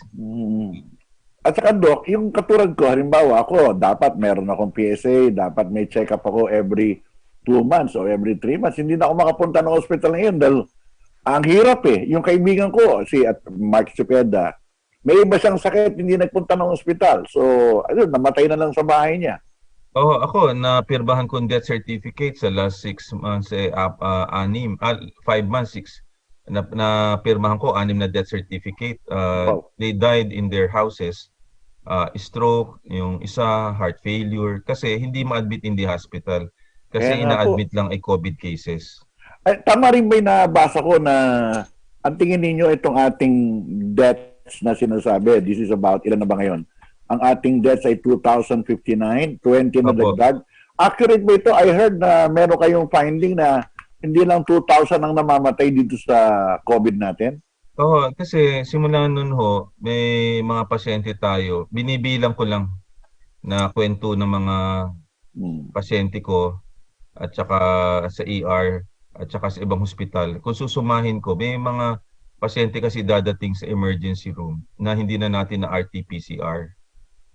So kung hindi na RT-PCR yun, hindi natin pwedeng sabihin COVID case. Dadating sila, hingalo na, hindi na nakolektahan. Ang dami po nun na considered na COVID cases. Pero hindi natin ma-label kasi ang confirmatory test, dapat positive swab test ka lang. So, dapat na ilalagay din yun. Kaya ang tingin ko underreported ang ating cases sa COVID. Maraming namamatay ngayon ng COVID na hindi nare-record. At ang aking tingin yan, simula nung ako, conservatively simula ako nung March at inibilang ko tumatawag at kung may isa o dalawa kada hospital, ilang buwan na tayo ngayon? 5. Di kung 5, di 150 cases. 150 days ho yun. Kung meron ho kayo niyan na tumatawag na dalawa kada hospital. 1,005. Yan of course, may extrapolated lang. For every day na COVID sila. Yun lang po yun, yung sinasabi ko. Anyway, Doc, moving forward, sabi nga, teka muna, meron ba kayong paalala sa ating mga taong bayan? MECQ tayo. Ano ba may tutulong ng tao para ho mapababa natin itong ating rate na ito, itong reproductive number na ito? I think we need to help the government kasi naiipit sila yung tight balance ng health and economy. I think we need to do that. We need to help them. And ang naisip ko namin is voluntary ECQ. For those people who are not traveling, let's say yours above 60, dahil naka-GCQ lalabas kayo, wag na ho kayong lumabas. Kung kayo ikakain ho at may edad na po kayo, pasok ho kayo dun sa ECQ criteria, wag na po kasi makakadagdag po kayo dun sa mga local transmission and then ma-admit din po kayo sa hospital. A lot of the people na gumagalaw po at naiwan ng parents sila sa bahay, ang nangyayari po, ang nagdadala ng sakit ho sa bahay ngayon ay yung mga pumapasok sa trabaho. Kaya ang pakiusap natin, kung ano man na naging desisyon ng Pangulong Duterte, whether MECQ siya, ang mindset natin dapat ECQ. Para sa ganon, mabawasan natin yung new cases and then ma-relieve naman natin yung mga doktor from the avalanche of cases na pupunta sa emergency room that will actually jeopardize their lives. So, yung sinasabi nyo, maski na MECQ ang gobyerno, ang bawat tao dapat ECQ ang nasa isip. Yes, dapat mag-iingat tayo, social distancing tayo, nakamask tayo, at yung ginawa dati na matatanda kayo, retired na kayo, na ngayon inaalaw pumunta ng mall, wag niyo pong gawin muna po yun. Kasi tingnan naman nyo yung cases, 5,000 cases per day, 100,000 po to. Kumpara ho dun sa March natin na konti, very risky po. Pangalawa, pag nakasakit kayo, wala rin tatanggap ng hospital sa inyo. So why will you make unnecessary travels and going to the restaurants and barbershop na maaari matransmit to kayo? Anyway, 2 weeks naman ho ito. So that is my plea to the patients. Doc, ito para sa punto natin mga kababayan, ito pong sinasabi nating positivity rate, nasa 14.1%, di ba, 2 days ago. Napakalaki nun, di ba? 14.1%. Ang normal number po kasi dapat 5% lang. So ibig sabihin, nagte-testing tayo, dumadami ang cases, pero talagang meron local transmission kasi mataas yung positivity rate natin. Times 3 ang ano natin, sa World Bank. So, ibig sabihin yan, totoo po yan, na nagkakahawahan ang, hindi ho yan, biro-biro. Ang positivity rate natin ay mataas, hindi biro-biro yan. That is one sign na ang cases talaga natin ay totoong bago at sariwa po.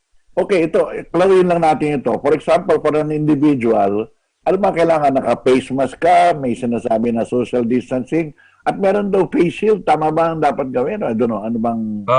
Right now, dahil 5,000 ang cases, double protection tayo, may face mask tayo, meron tayong face shield, tapos meron tayong alcohol. Basta dapat triple protection tayo sa sarili natin. Face shield, face mask, saka alcohol. Relentlessly dapat naka-alcohol tayo every time. Ka. Oo. Tapos ako sa bahay, nagmamask din ako kasi ako yung pumupunta sa labas eh. So, I ensure that when I enter the house, naliligo pa rin ako, but I wear a mask when I'm dealing with my family members because galing ako ng labas eh. So, yun ang advice natin. Pag tayo galing ng trabaho, dapat pag uwi mo ng bahay mo, nakamask ka hanggat hindi ka pa nakakapaligo, something like that, di ba? Tama ba yun? Tapos kung nakapaligo ka na at tingin mo galing kang hospital, ang ginagawa ko, self-impose, bago ko humarap sa mga anak ko, kunyari, maghuhuntahan sa baba, nakamask ako, sila hindi. Okay lang yun. Kasi ako yung taong labas eh. Tapos kami naman, talaga malalayo kami sa kainan. May social distancing din kayo sa loob ng bahay. Opo, nagso-social distancing din po kami. Ayun, at maski na maski na hindi nakamask o nakamask kayo pareho, ganun? Ako ho, ang dapat nakamask po. Dahil nasa labas ka lagi? Opo. Ayun. Anyway, so isa na lang ho, meron pa ba kayong mensahe sa ating mga frontliners? Meron ba kayong mensahe na katulad ninyo, Doc? Well, let's give it to the President by listening. Malaking bagay listening to the people. And kung hindi man natupad yung ECQ binigay sa atin ng Presidente MECQ at may benefits, let's accept it and then let's monitor. I think malaking bagay yon. I think the doctors hindi ho nagre-revolt ho yung mga yan. Yan ho easy yan and resilient. I think meeting sila na parang in the disguise of a rally, hindi na siguro regarding this because the doctors are basically resilient and patient but they feel right now working in the front lines that will jeopardize their lives kaya naman po sila nagsasabi na ibalik muna para makapagpahinga naman po sila kahit 2 linggo. Okay. Sige po, maraming salamat Dr. Tony Lechon. Very extensive ang ating napag-usapan ngayong umaga. Salamat po na marami Dr. Tony. And you salamat po, Jake po. And God bless you and your family. Salamat po na marami. Salamat po. Yan po mga kababayan, si Dr. Tony Liachon, Health Reform Advocate, dating Pangulo po ng Philippine College of Physicians o PCP. In the meantime, magbe-break lang muna ako pagkatapos ipapasok ko natin yung talumpati ng Pangulo kasama po yung kanyang cabinet members kagabi. Magbabalik po ang Banner Story. Ako po si Jake Maderazo. Ang oras natin, mga kababayan, 7:45 ng umaga. Banner Story. Banner Story.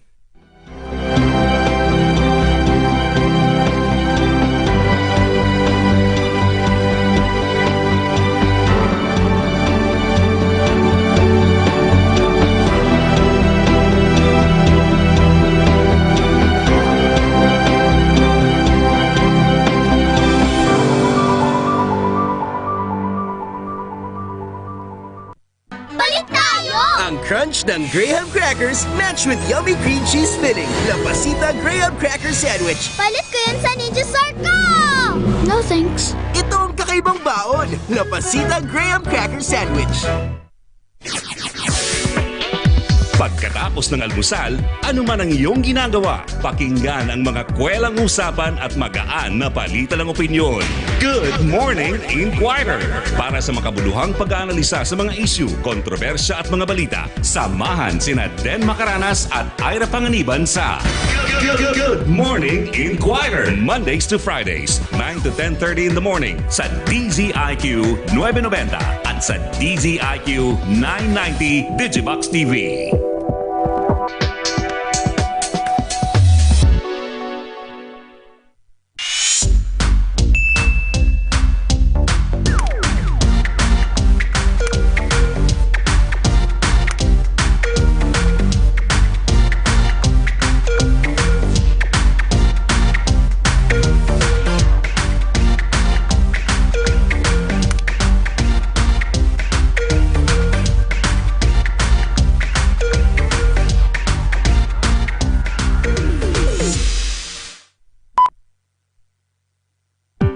pero maging super inahin. Di na lang, may BMEG Premium Super Inahin. Katulong para daming piek, daming gatas. Tibay ko pa dahil may organic bone builders. Para sa maraming panganganak. BMEG Premium Super Inahin na.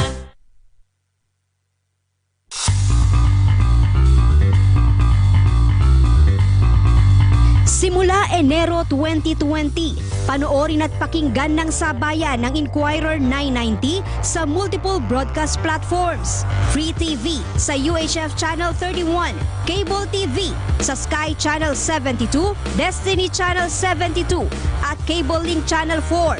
Digibox TV nationwide sa Beam TV Mega Manila, Baguio, Naga, Cebu, Iloilo at Davao. Smartphone sa mobile app na Radyo Inquirer.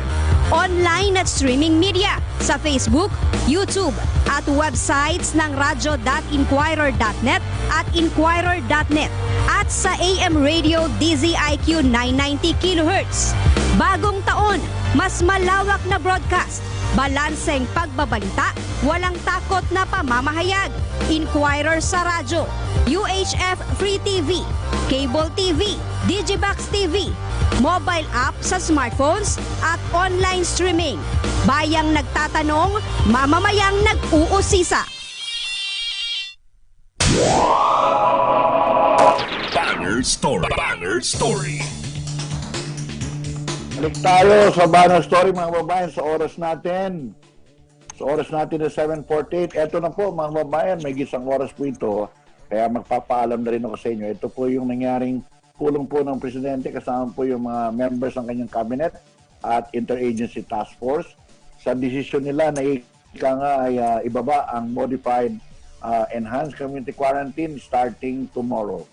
Ito na po galing sa Malacanang. Banner Story. Banner Story.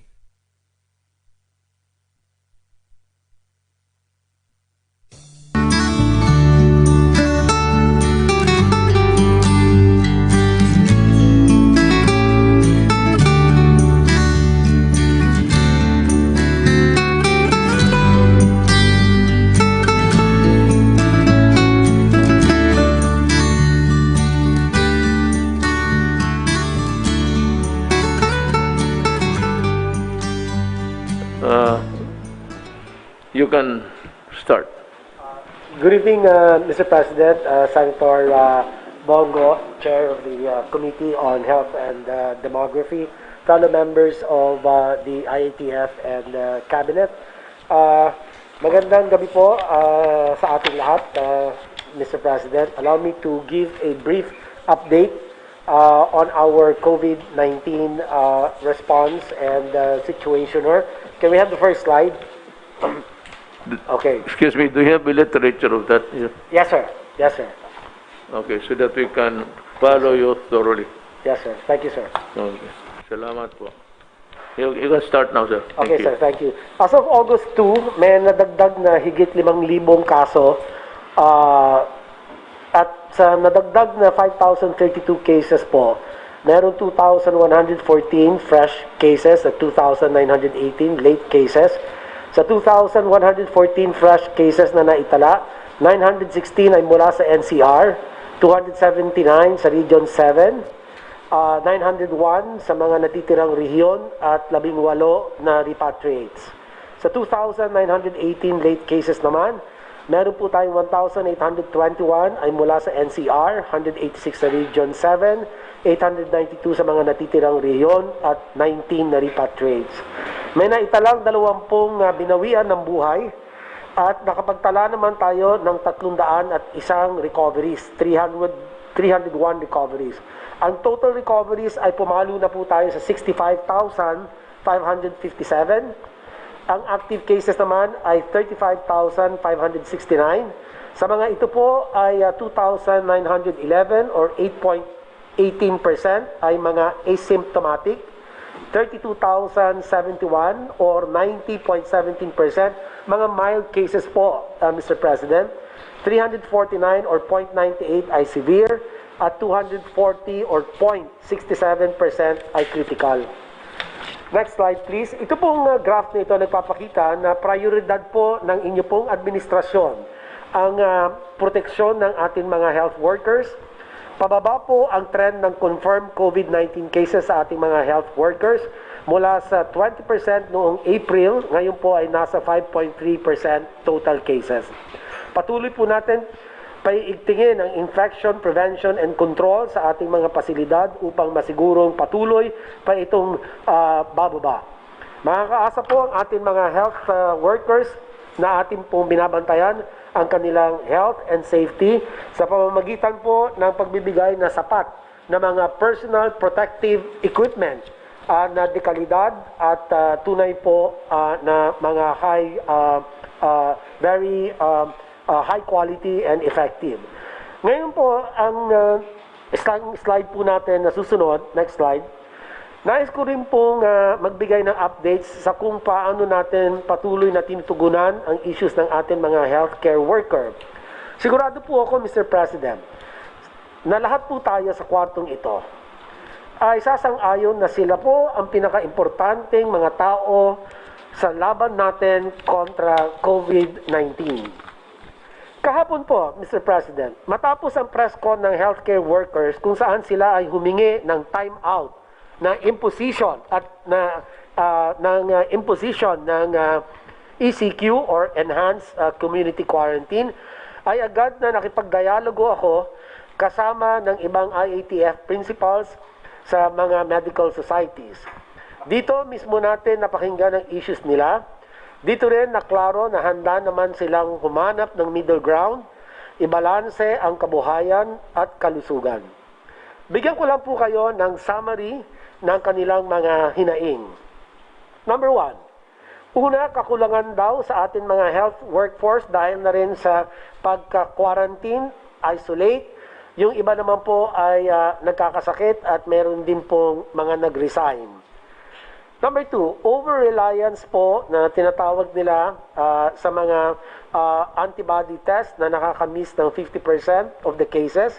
Kaya nahihirapan maghanap ng mga bagong kaso. In-erase rin nila ang concern sa hirap mag-refer sa mga isolation centers. Number 3, meron din daw pong kakulangan sa ating contact tracing at mga quarantine facilities, lalo na sa pag-cascade ng mga guidelines sa local level. Pangapat po, ang transportation issues ay nangangailangan ng immediate response at kailangan maglaan ng safe transportation options. Particular na dito ang agarang pagpapatupad ng bike lanes. Panglima po, para ma-ensure na ligtas ang workplaces, kailangan ng DOH, DTI, and DOLE na mag-issue ng clear advisories sa mga kumpanya para masunod ang ating mga minimum health standards. Kanila pong in-emphasize na ang publiko ang unang linya ng depensa laban sa COVID-19, kaya naman kailangan i-remind ang lahat na gumamit ng mask at mag-practice ng physical distancing.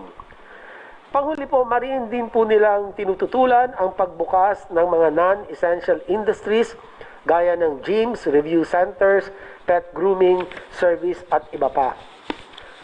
Next slide please.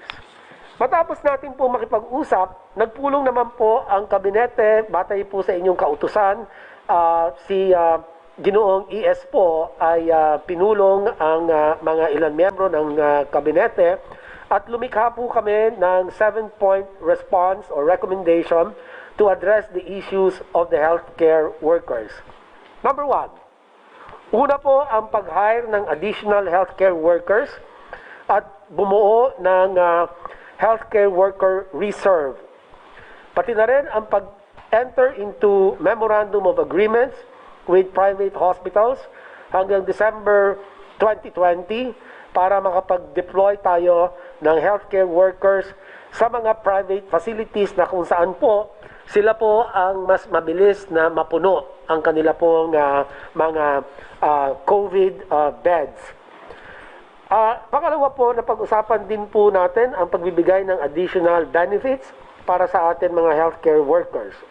Una, meron po kami rekomendasyon na magbigay po ng 10,000 risk allowance for private sector healthcare workers at libreng life insurance na sana po ay maisabatas sa Bayanihan Act 2. Kasama na rin po ang pagbibigay ng libreng accommodation at transportation na siya naman po itong inumpisahan ng gawin ng Department of Health para po sa mga panggagawang pangkalusugan. At ang pagsagawa ng libre at frequent na pag-testing sa ating po mga healthcare workers, kasama na rin po ito sa ating expanded testing strategy. Pangatlo po, ang paggamit ng work and quarantine passes para po ma-minimize ang paglalabas ng mga tao. Pang-apat po, ang pagpapaigting sa ating mga localized lockdown strategy at ng implementasyon ng O-Plan Kalinga sa tulong ng LGUs at COVID-19 code teams. Yung pong code teams, ito po yung coordinated operations to defeat the epidemic, which is COVID-19. Panglima po, intensify ang strict enforcement ng ating guidelines on minimum health standards at ang pagbibigay ng 20 milyon cloth mask for the poor, alinsunod po sa inyong kautusan, Mr. President. At ang pang-anim po ay ang paggamit ng RT-PCR bilang gold standard sa ating pong pag-detect o pagtukoy ng mga kaso ng COVID-19. At ang pinakahuli po ay inirekomenda po mariin ng inyo pong gabinete na manumbalik po tayo sa Modified Enhanced Community Quarantine or MECQ for 15 days mula po bukas, August 3 hanggang August 18. So ito po ang ating po mga rekomendasyon, Mr. President, for your consideration. At muli, nagpapasalamat po ako sa aking mga kasama sa kabinete at IATF sa pagbuo po ng mga rekomendasyon na ito na akin pong binasa. Secretary Duque, I failed to grasp the last item that you have. We were talking about MECQ, sir? Escalate mo sa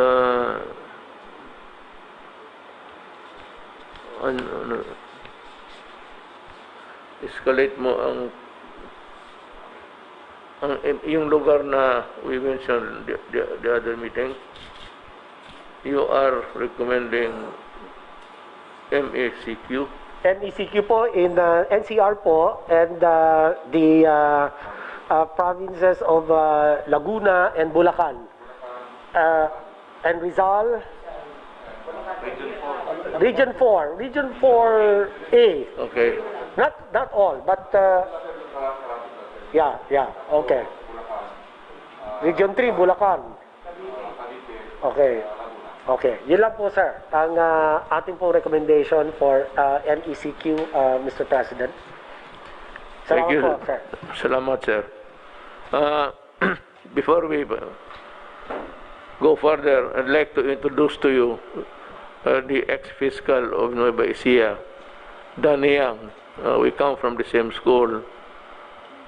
Siya yung tawag mo, and I need men not only in the matter of the safeguarding and health of the people from COVID.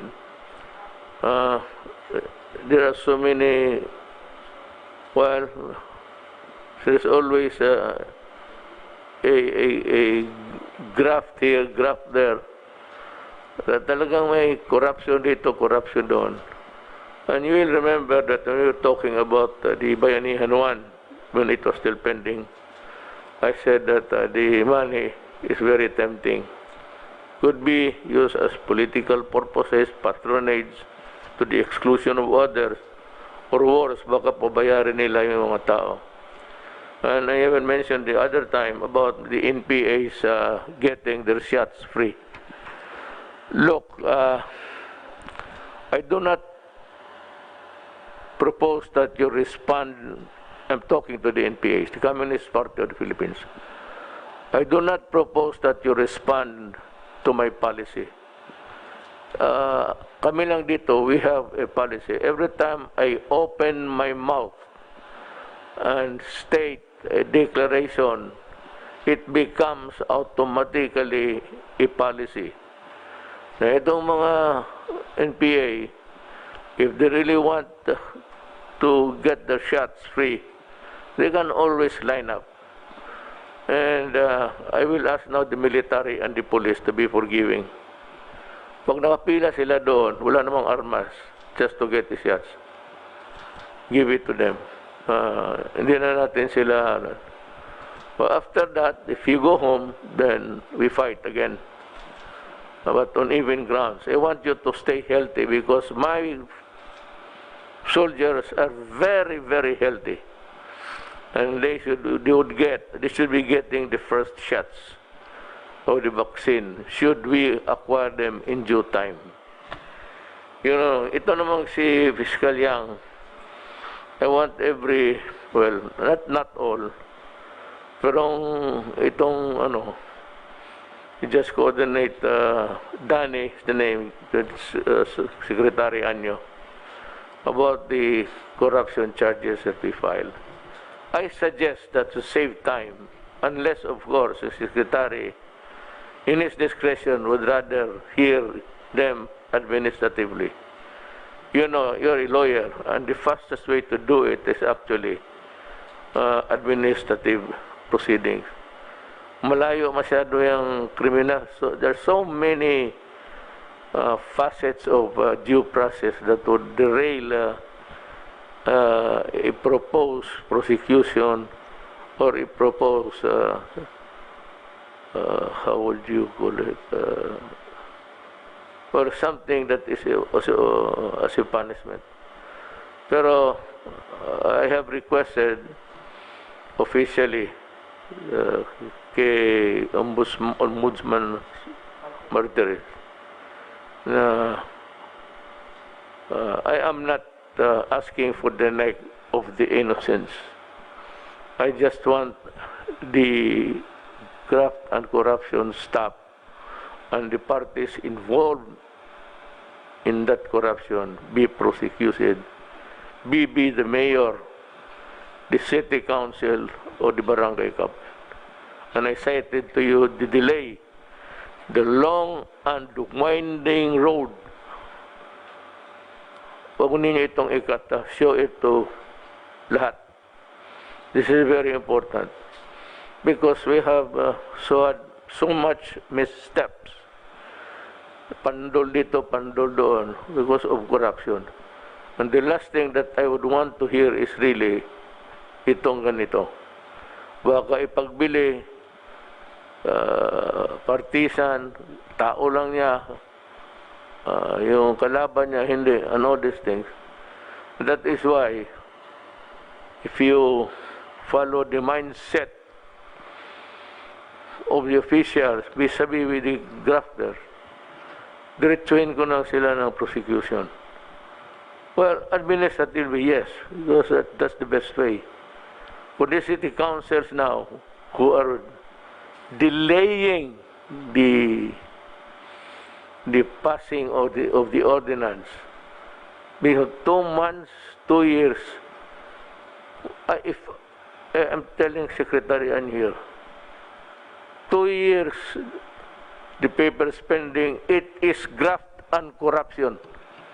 I'm telling you now, kayong mga municipal, city, or I do not know if the provincial board is included, pag hindi ninyo inilabas yan, beginning today, I'm going to give you exactly 3 days.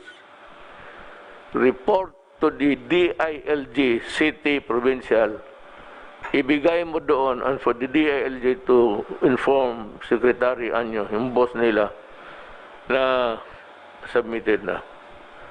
So, the clock is ticking, except on the days we do not hold office. I'll count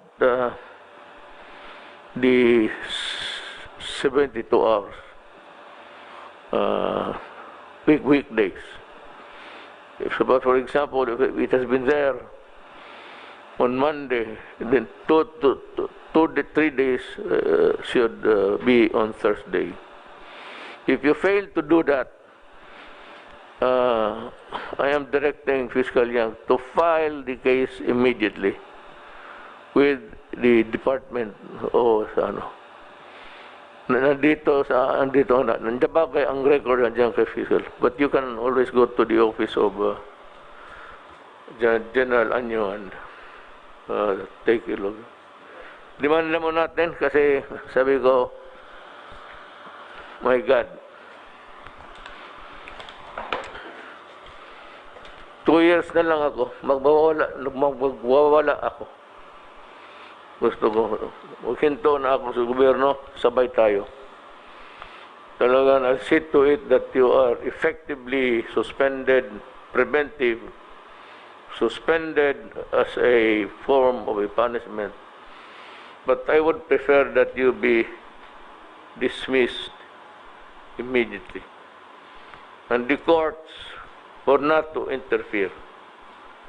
I am not without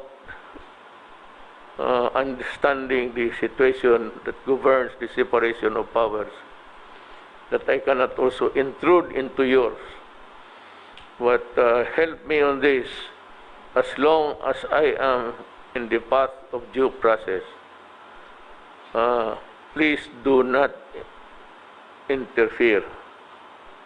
Of how there might be an injunction on someone. This is not time for hearing cases. We will make the accounting of our behavior maybe after COVID. Promentas ngayon, talagang I want barangay captains, the idiots and the low life in the lower echelons of government, they should know that at least. I may not be really the best, but I want to taste your agony, and I want to taste your humiliation while I am here, because you are a criminal. Pag nagkamali kayo dito, wala, pasensya. I will ask I will demand your resignation if it really calls for it. I will demand. Now, if we come to a 4, well, tingnan natin who gets what. Ako, sabi ko, I am already dispensable. Pwede na akong effectively suspended rin. Okay ako. Tapos na ako. Kayong mga yawa, kayo talaga ang piritan ko. Para makatikim kayo ng ayaw ninyong huminto eh. So, mga barangay captain, stop acting like God in your barangays. You are just a human being. I'm sure that you know nothing or little at all about governance if you are there into corruption. Kaya kung wala kayong nalaman, talagang nagagalit na ako. Kaya wala akong respeto sa iyo. I have no compunction about sending you to jail or suspending you until the last day of 2 years from now, para mawala kayo sa horizon. You are already removed from the political horizon. You do not deserve to stay in the government a minute longer. Now, I know that even earlier, the cry of the moment, which is really, I believe, well taken, and they are right. Itong government, not the government, but yung health workers who will be in the hospitals, private. Am I correct? Okay. Alam ko kayong adhere or no one is going to meet me tonight? Wala. So if they're listening now, ganito ang the following moves that government has decided. We agree that you are bone weary. Alam ko na talagang kumikit-kit na sa buto ninyo yung hirap ninyo. Both of the pressure, the stressful work, and also the uncertainty and the fear of getting COVID and not having anything in return. And that would also be wrong because yung tawag na unjust enrichment at the expense of others. Well, it is not really the real case on all fours. It applies that government cannot take advantage of the services of private persons or citizens and yet send them to the dragon pit. So we are ready to consider that itong, well, if you want to term it stipend or allowances or pay, give us time. We will make the report. Sana masali ito sa the second bayanihan. Baka masali ito. Kung masali ito, ibibigay ito sa inyo. Ora mismo. No delay from the Treasury, diretso na sa inyo. If you want it to be Treasury warrant, fine. If you want to be in cash, fine. We will look for the right persons to distribute it. But the thing is, you can rest assured that there will be no corruption dito. Talagang uupakan ko kayo, mga putang ina. Talagang uupakan ko kayo. Yeah, the humiliation of being treated as one who has been ousted from service because of corruption. Para malaman ng mga anak ninyo na babuhay kayo sa putang inang kulukuhan. Regarding the benefits, we were also strongly recommend it to be included in the bayanihan to insurance, and free accommodation, free transportation, free and frequent testing. Magdasal lang tayo sa Diyos. There is enough. You are scraping. Wala na tayo. Remember, Filipinos, na the time of giving the assistance or the stipend or your allowance is no longer there. We cannot give you that anymore. Tapos na yun. Kaya ito, sabi naman ng iba, paano ba itong gobyerno, hindi man nila masolve? Gamitin mo nga utak mo, putang ina. Kasimple. COVID is the enemy, not government. Government is trying to control. As a matter of fact, government put you in prison in your houses. Kaya anong nangyari? Maraming ayang din sumunod. Cebu is a standout. I saw it from the government surveillance TV. Then, nakita ko parang wala nangyari. Motor sila lahat. So I was complaining. You know, I'm telling you, we were having a cabinet meeting several times. That itong Cebu, murag wala. Murag walay sakit nga galibot. But there is no germ. Kagaw nga balibot. You are doing life nonchalant. Nagbaliwala lang. Sige, continue lang tayo. Pamahaw, panood to, inom. Pagdating ng panahon, sabihin pa ninyo, we are having trouble here. The hospitals are nobody in this world was really prepared to deal with it. In only a matter of 48 hours upon advice, I already suspended the way of the usual life and tried to sequester you inside the quarantine of your home. Wala anong sabihin. For example, Secretary Duque, they want their neck. Then I ask you, okay, you want me to fire Duque? Let me be satisfied. Anong kasalanan ng tao? He did not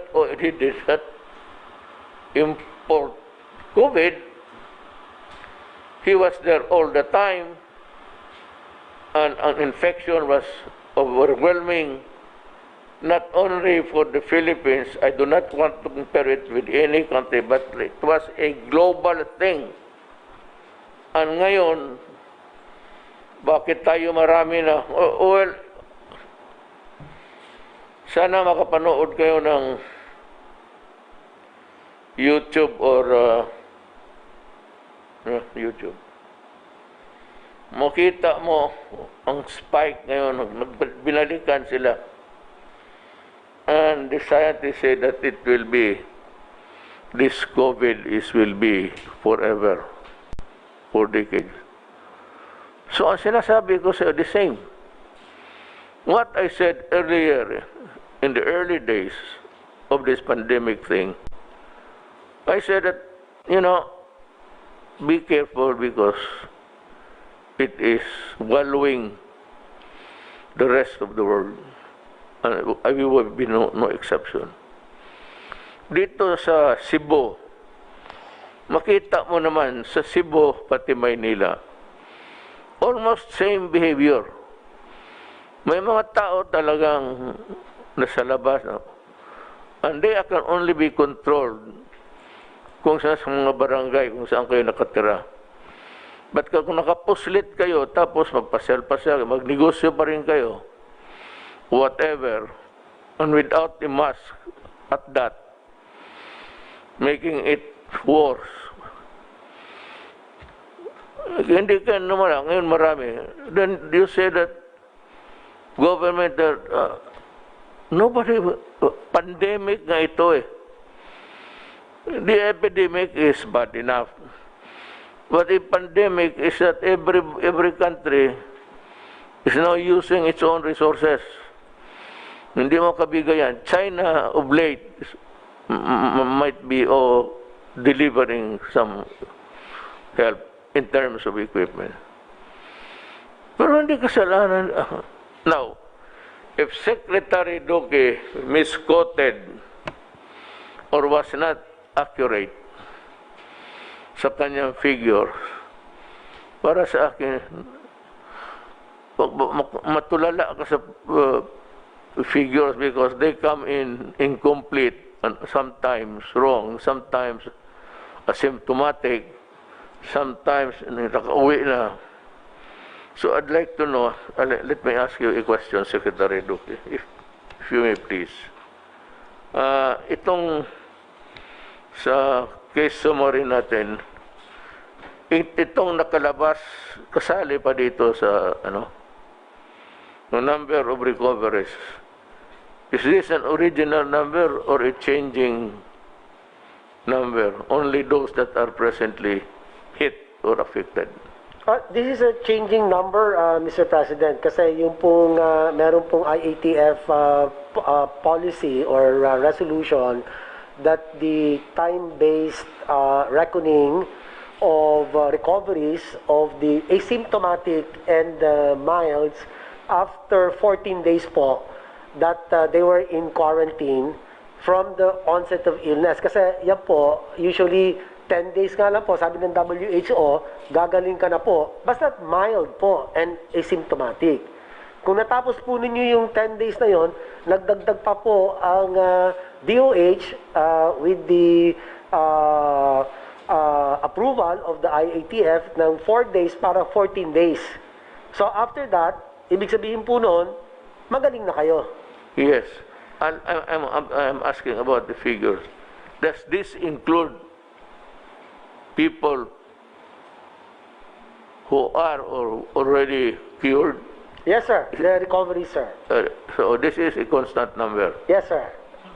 This number will continue to increase as more and more people recover. Including the first computation. Yes, sir. Kasama na po. Itong 103. Yes, sir. This is part of the 103,185. And of this, meron po tayong recoveries na 65,557. Ang ating pong active cases, which means these are still either in quarantine or in the hospitals or in the ICUs, isolation beds, depending on their clinical condition, Mr. President. Yeah. Opo. I know, especially those. Now, look, ladies and gentlemen. By the way, si Fiscal Yang, I forgot to mention where he belongs. He is with the presidential anti-graft. Doon ka. Then I need another classmate of mine. Tinabahan ata ng COVID. What is really very, not sad, but almost an irritation that could put stress on anybody's mind. Itong mga kasama mo mga doktor, yung iba ng private, yung iba na sa gobyerno. So, sa gobyerno, I really appreciate your hard work. I said, I know that everybody is born weary. Talagang pagod na. Kaya ito sila, sinasabi mo ngayon, health workers, frontliners, lagay sa private hospitals, if they continue to expose themselves, tinamaan sila, it is not fair for government just also to sit down. They must be included in the recovery period. Now, kung itong, mahirap nga bilangin eh. Kasi may mga tao na naging COVID cases, gumaling lang sa bahay. Karamihan sa bahay, walang punta ng ospital. Nung mga grabe. Ngayon, itong sabihin mo na 100 plus, tingnan, gamutin natin. Meron naman tayong alternative measures. Meron tayong nandoon sa Rizal Memorial. Nag-offer pa nga ang Iglesia ni Cristo. Salamat po sa inyo, Iglesia ni Cristo. And any others. The only thing, if they do not want to work, we cannot force them. Pero, for Diyos naman, tanungin ko kayo. Pati ikaw, Secretary Doge. Pati ikaw, si Dr. Vega. Kung mga ganito na sitwasyon, we are up against virus, germs, microbes, tapos nagkasakit. Who can we turn to? Kung gera lang sana ito, I can order general sana ito gawin mo. I am not satisfied with this because losing on that province. Mapasabihan ko ang police secretary nyo. Napakahina yung trabaho niya. Ngayon, dito sa iyo, I ask now every doctor and nurse. My wife has also volunteered to be a frontliner. May anak kami. Kaisa-isa. But since she is moved by a sense of...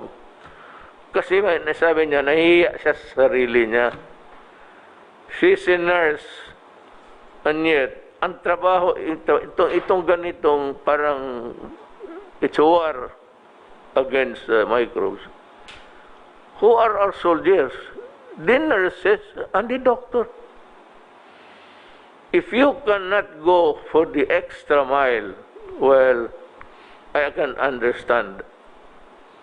I'm very sorry. I can understand you. Pero wala kaming matawagan ng iba eh. So ito ngayon sa bakuna pagdating it will be headed by the medical corps para sila ang may tabulation. Walang magkamali. Patient. Lahat ng ahensya na may mga nurses, mga police, there are already thousands of police. Maraming nagpulis kasi ang sweldo ng nurse 8,000. Ang sweldo mo pagka pumasok sa akin, entry fee mo 30,000. Ginawa kong 30, kaya lahat ng mga nurses, babae at lalaki pumasok dyan. No, I leave the problem to General Anyo. With the uniformed nurses sa police and for General Lunzana, they should be assembled and help. Yung sinabi ko sa police station, punta ka lang doon. So, maraming nurses i-distribute natin. We can finish if we have the vaccines and if it is delivered expeditiously. I think that in about 1 week's time, tapos na. That if we get the vaccine.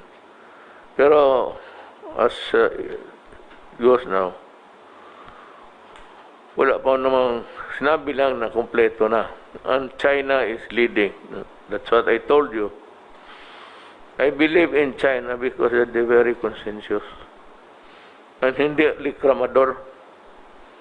May isang bayan na mayaman, pagka reklamador no, binigay na ng Panginoon Diyos yung biyaya niya. Tapos sige pa reklamo. Ngayon nag-spike kasi sige sila protesta.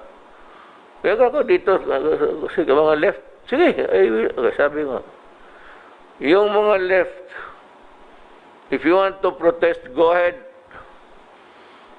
I myself will sign the permit. Pag mahingi ka ng 3 araw, magagalit ako. Gawain mo 10 araw po. Diyan, magbabad kayo. Protest to the high heavens. But for as long as you are not a part of government, and you do not know better, worse is you pretend to be an advisor, tapos sabihin mo mag-tweet ka, God help this country. Huwag na natin distribuhin ng Diyos. Mas mabuti kung you are not a part of it. I can see an ambition in a man's face. Kaya tapos magsali, bakit hindi mo kami in-advisean? So what can you advise about COVID? Tell me if you're a doctor, anong ma-advise mo? What's the best solution? Best solution is you go into your house, stay there, do not crowd in other places, mingle. Walang, at least mahina.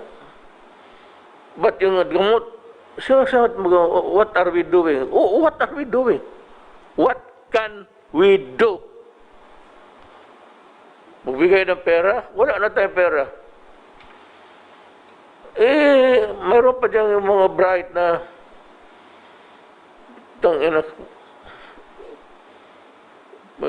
Neanderthal instinct. Bright nga. Modern, pero Neanderthal thinking. Na sige, sabihin ng gobyerno, sige banat sa gobyerno. Butang ina, ganito yan eh. Kayo mga animal kayo, kung bright talaga kayo sana, kayo na nakaupo dito.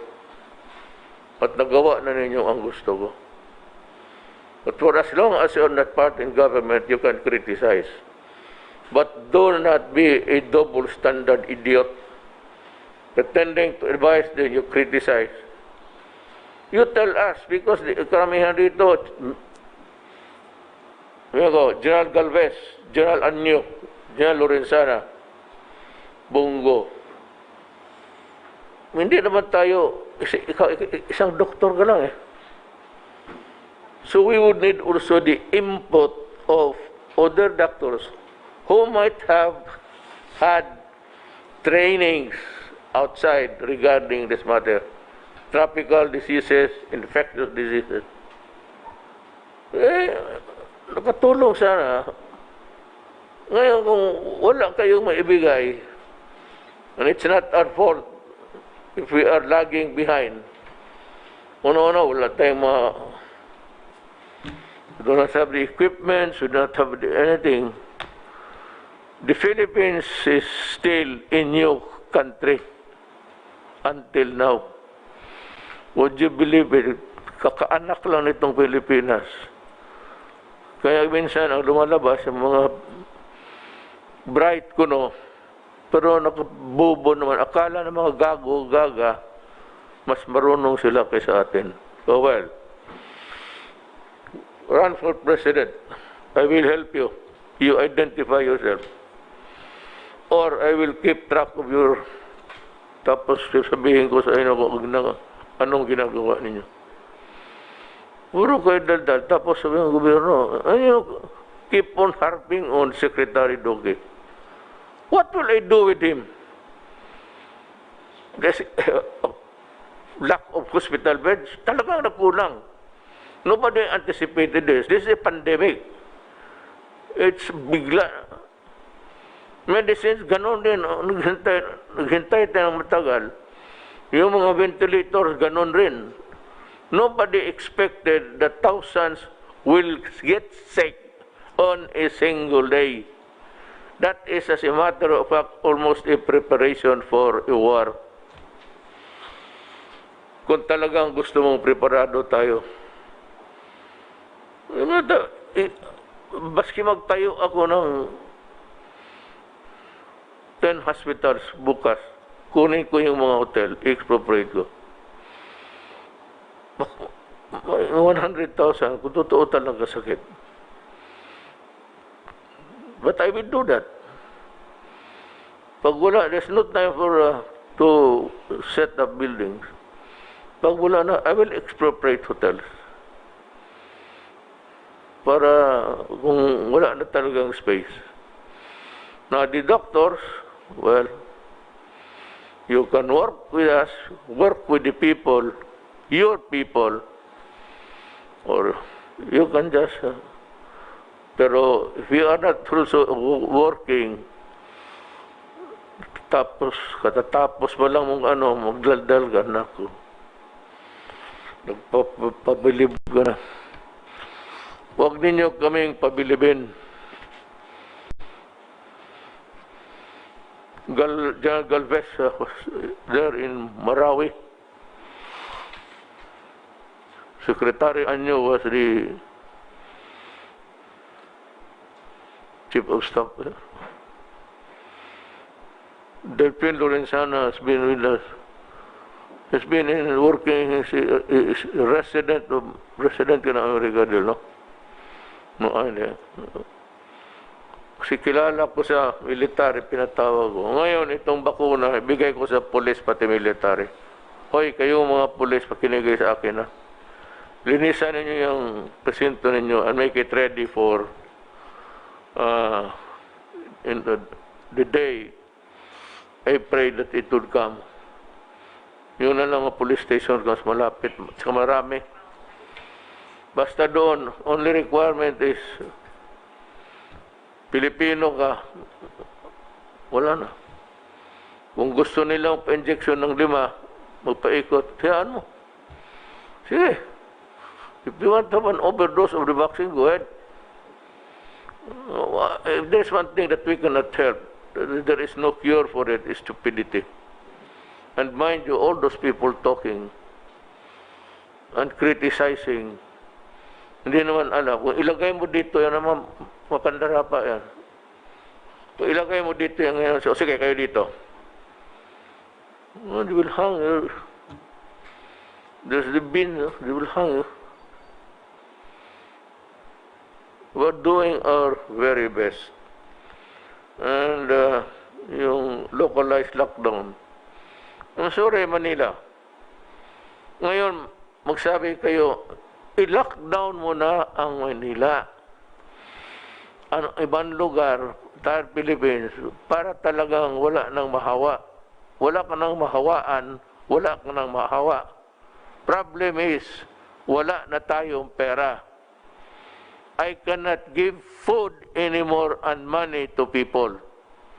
So, I have to it's modified for the, lalo na for the critical industries. Food, number one. Medicine. So, binitawan ko yan sila kasi unang-una wala nang makain. Ilan lang tao talaga na may savings good for a rainy savings for a rainy day. Well, our savings is just good for a drizzle. Ano bang drizzle sa Tagalog? Ambon lang. Yung ibang preparation for a typhoon. Hindi tayo mayaman. Do not compare us because our money is equivalent to about 48 ngayon exchange. 49. For today, it's 49. Ang ating 49 pesos, $1 lang yan. Ang bilihan sa labas, ang ginagamit, $1. I do not know what is taking China to implement or putting it in reality, in practice, na ang gagamitin ng sa exchange sa international would be the ano tawag na? Yuan or renminbi, Mr. President? Yuan. Wala tayo. At least sa China, hindi magbinta-kwenta kung ilan ang pera mo. And I'm assured that we would be prioritized in it. Now also, mga barangay captains, it's time that you really work. Isauli mo sa tao yung honor na binibigay nila sa inyo. Binigay ninyo. Ay binigay sa inyo ng tao. You work. Strictly enforce ang quarantine, lalo na yung lockdown. Kasi ang Maynila, dahil ang mga tao, maraming tao na lumalabas. Jadi maraming mahawa. So sabi mo, what is Duterte doing about, the government doing about? Hoy, Mario Josep, magbili ka dyan ng vaccine. O akong bibili sa'yo, turo mo lang kung saan. Well, it's vaccine. Baski saan ka, it's vaccine. Now, yung contact talaga. That is why para hindi naman kahawa o mahawa man sa bahay ka na lang. It behoves upon the barangay captain, municipal mayor, to see to it that kung maaari lang, kung posible lang, that your barangay or municipio city is go-free. Well, some mayors are overly strict.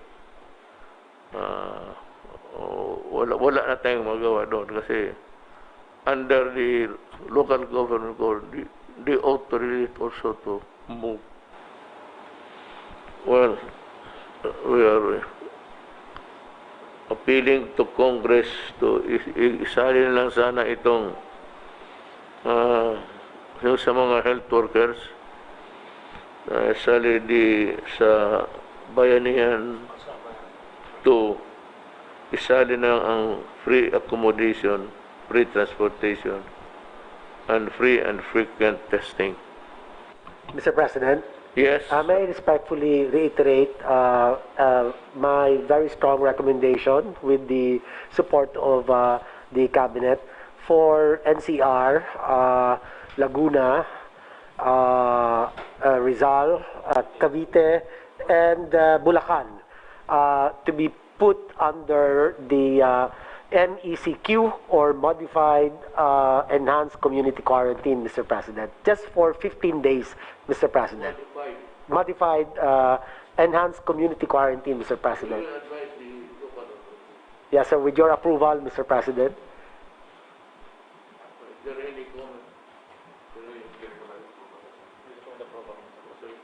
Thank you very much, Mr. President. Maraming salamat po, Mr. President. Anyone who would want his piece? Sir, Mr. President. John Galvez then. Sir, Yusek Vega and I are going around also with Secretary Duque with the hospital, sir. And we found out that those who are affected by COVID, there is some sort of psychological impact on our health workers. The Bayanihan one has given 1 million for those who died, and also 100,000 for those severe and critical patients. But those who are mild, who are also hospitalized and also having the anguish of being infected, sir, we recommend, sir, na mabigyan, sir, natin at kahit na 10,000, sir, yun, sir, yung mga almost 5,000 po, sir, yung naging positive, sir, natin. Kasi yung fear, sir, ng fear ng mga sir natin, ng mga health workers to be afflicted by sir, parang nagkakaroon, sir, ng discrimination. They will be, sir, kasi ako meron din akong pong staff na hiya ko, sir. He cried out loud na parang may emotional breakdown ang isang, sir, especially yung health worker na he is even expose herself or himself to the danger, and then later on parang he will feel discriminated. That anguish, parang sir, parang hindi natin man, sir. Then they spend also money for their own medicine, for her own medicine. It is proper lang, sir, na mabigyan natin kahit konti, sir, na kahit na 10,000, sir, each. I agree with you. Even 15. So ikaw pala ko. Sorry. Mr. President, you ordered us a while ago to assemble those nurses who enlisted in the armed forces, pati dun sa PNP. Yes. We will do that, Mr. President, but there might not be enough of them kasi baka konti lang ito. Now, we propose something like calling to active duty those reservists, medical reservists. We'll call to active duty these people for a period of 2 years to serve with the AFP. And then we propose also that to beef up our health services command to be able to allow us to be allowed to enlist at least 10,000 people composed of doctors, nurses, medical technologists, medical aid men. And this will become our reserve for any eventuality. Mabuti ito, Mr. President, kasi itong mga taong tumautosan natin, pwede sila mag-overtime, and they will be under the military control. So, mas madaling utosan, Mr. President. So, we are going to prepare the organization and the budget, and we will show it to you, Mr. President, for approval. I have heard the call of different groups from the medical community for a 2-week enhanced community quarantine, ECQ, in Mega Manila. I fully understand why your health workers would like to ask for such a timeout period. They have been in the front lines for months and are exhausted. To our health workers, this is a war that you have been trained to fight. This is a profession that you, all of you, and who were educated and trained to face such challenges. You're frontliners in the battle because you are learned in this field. Kung bayaan natin tutulungan, kung walang tutulong rather, sa bansa at ang mga kababayan natin, sino ang maasahan ko? Sino ang maasahan natin na gumawa ng trabahong ito? Huwag kayong mawalaan ng pag-asa. Nakikita at kausap ko ang iba sa inyo. Habaan ninyo lang. You stretch your patience and your not endurance, because you can only also take so much. Your fervor. Haan na lang ninyo yung pasensya ninyo and your fervor na ikaw isang medical tao. At tiwala kami sa inyong kakayahan. We are aware that you are tired, that you have worked almost even beyond 24 hours a day. Pero ito kasi yung, wala kami matakbuhan. Kayo yung nag-aral. Kayo yung may alam. Na ngayon, kung sabihin ninyo na anong mabuti, and you raise the spectacle of yung ang agony ninyo, you treat it as if you're about ready to stop to work. Huwag naman ganun kasi kawawa ang mga kababayan. Sino naman ang asahan namin? I don't know, I'm sure that that's not into your heart. But from your maybe despair, I would like to tell you that ang ating gobyerno ay hindi mag-iwan ng mga trabahante niya. So to my fellow countrymen, we are doing everything possible to alleviate the situation, to assist our healthcare workers and enhance upgrade our healthcare system. Alam mo kasi, you know, first time nangyari ito eh.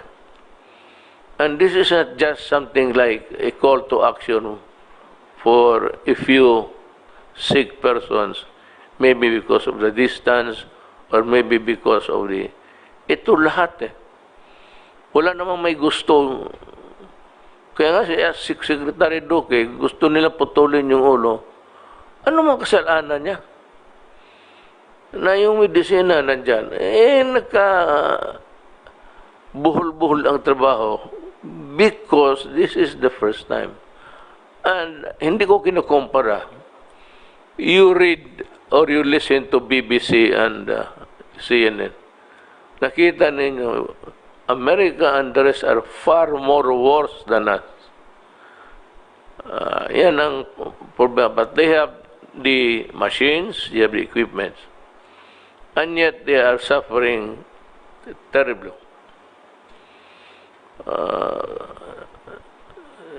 Almost, hindi ka makapaniwala. So kami dito, hindi namin kayo kinakalimutan. There would not have been no need for you to go into itong ganito and raising your hands as if sabihin ninyo revolution.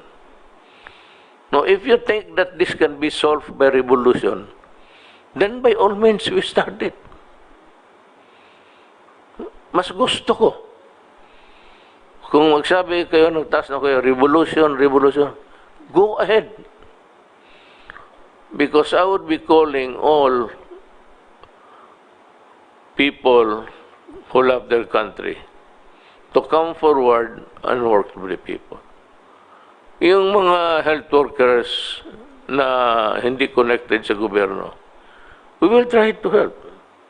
But that there is no need for you and for the guys ng 1,000 of you telling us what to do publicly. You could have just wrote us a letter. Lahat naman ng sinasabi ninyo, sinusunod namin. You know, it's the resources. Ang pera, may gusto kayong bilhin ko. Ang problema, ang bulsa ko, butas na yung isa. Dahil we have suffered economically, pati individually, yung income ninyo, wala na. Hindi lang man kayo. But to go almost on a, not really a rampage, but an outrage, parang galit at mag-revolution. So huwag naman ganun kasi alam ninyo nagtatrabaho kaming lahat. Kung yan lang ang makaya ng pera natin, hindi hanggang dyan lang tayo. Hindi naman kami nabuti, nakaupo lang dyan, nandyan yung pera, hindi naman pinapagalaw. Everybody's trying. Kaya nga, yung mga iba-ibang modalities na lang how the vaccine, if ever mabigay, mag-abot sa atin. Well, next time, you can just ask for an audience. Pero huwag ho kayong magsigaw-sigaw, revolusyon. Alam mo, sa totoo ko, alam niyo, hindi ako kilala talaga. Magsabi kayo revolusyon, then, ngayon na. Go ahead. Try it. Sirain natin itong patayin natin lahat ng COVID. Is that what you want? We can always end our existence in this manner. Hindi naman kayo na natatakot siguro. Alam namin yun na hindi kami matakot. But to send a message na without giving government a chance. Ngayon, anong gusto ninyo? I will implement other things in this government without informing you. Would you be happy with that? Or if you are really on a rampage, you want a revolution, fine, let's start it. Go ahead.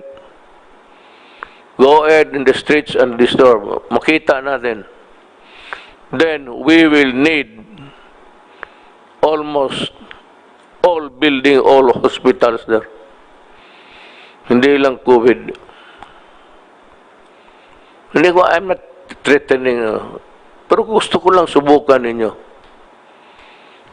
I dare you, do it.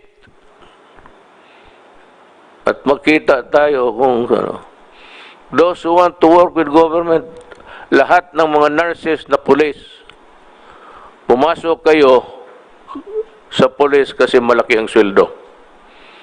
If you remain a nurse outside, you only get about 8, 9, 10.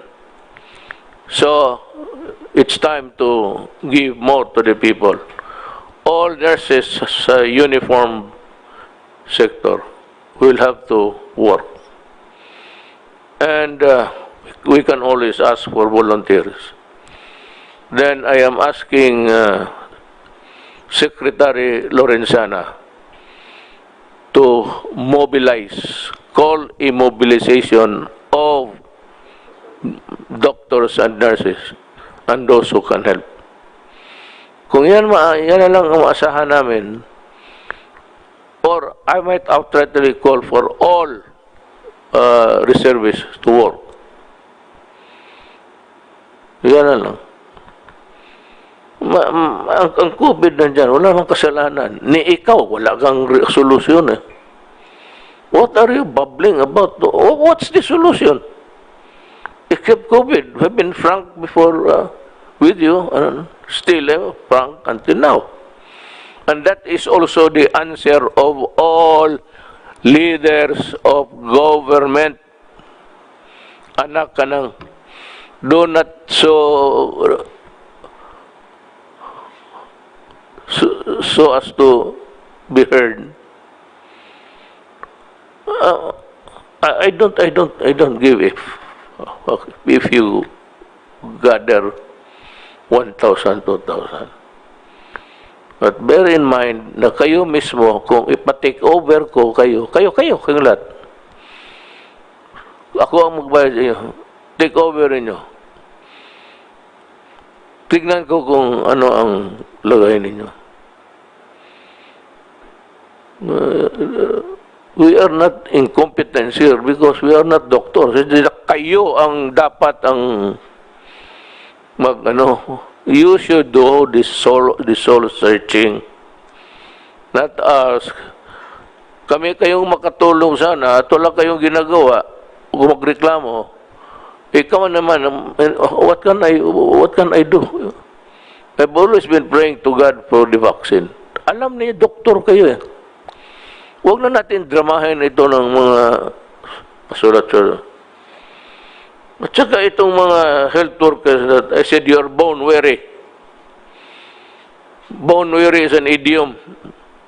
It's just simply that you are too tired to move. You're beat. Ika nga. Bakit kayo hindi pumunta dito na pera? Hanap tayo ng pera. Secretary Dominguez, mabutit na lang, sabi ko, ang vaccine dumating. Kaya yung prediction, my dire predictions is that it would usually take, tanungin niyo, kayong mga doktor, 5 years to perfect a vaccine. From the alam ninyo yan. So, do not try to demean government. You are not actually criticizing. You demean by government, your own government, by just going ahead. At saka takutin ng revolusyon. Bayan man natin ito. Gusto ninyo, sirain natin. Start it now. Nari a moment to waste. Ako kung anong klase ibigay ng katrabaho ako, kung anong ang nasa harap ko, I will react appropriately. Kayong mga nurses, ulitin ko, outside, o aid workers, maghanap ako ng pera sa Congress. Again, to the health workers, doctors, nurses, not connected with government, we will try to look out for a way. Marami kaming gustong ibigay sa inyo. Insurance, then return 10,000 risk, tabala, across the board yan. Tapos, free accommodation, free transportation, free testing.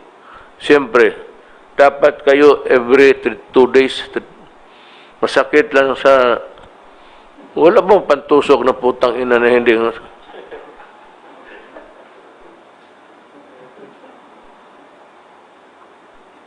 Okay lang yan sa tilaok. Kinakain ko minsan buto yan, tendon ng baka. Pero putang, okay lang po yung sa ilong na ko, Diyos ko. Kulkugin mo ang putang. Tapos, kayong nasa gobyerno, reservists, we might call for a mobilization.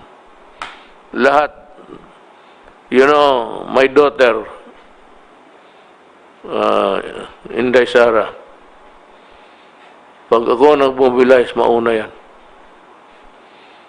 I will specifically point out to her as one of those who will answer the, you cannot even, you have no, you have not that luxury of accepting or not accepting. You remember that you are a reservist, you are subject to martial law. Martial law ka ta. Hindi martial law ng gobyerno, martial law ng disiplina. Tsaka yung mga police, mga nurses, be ready to be deployed. Mga police, advise your workers na yung mga police mo na babae, ibaba ninyo lahat. We will train them for about just 1 or 2 days. We will select a big auditorium, yung PICC. You come here in the morning, free merienda, masarap na pansit, pati tapos merienda, mag-uwi kayo. And we will tell you what to do. Ganon lang yan. Kung mag-resack yung mga magtawa-tawa lang, then we will help you with government personnel. And they will work how many hours a day has? 24? Oh, I can ask my soldiers to work 28 hours a day. Yung mga sundalo, yung mga pulis. So, we are not actually inutil. Tsaka, next time,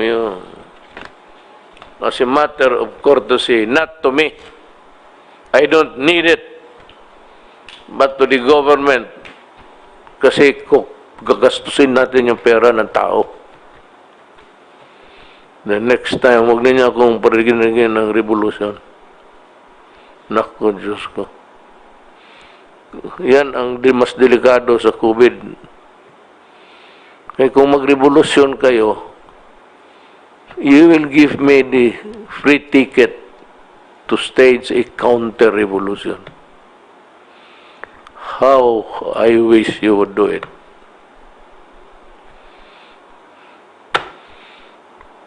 Mga kababayan ko, tiis na ng kunti.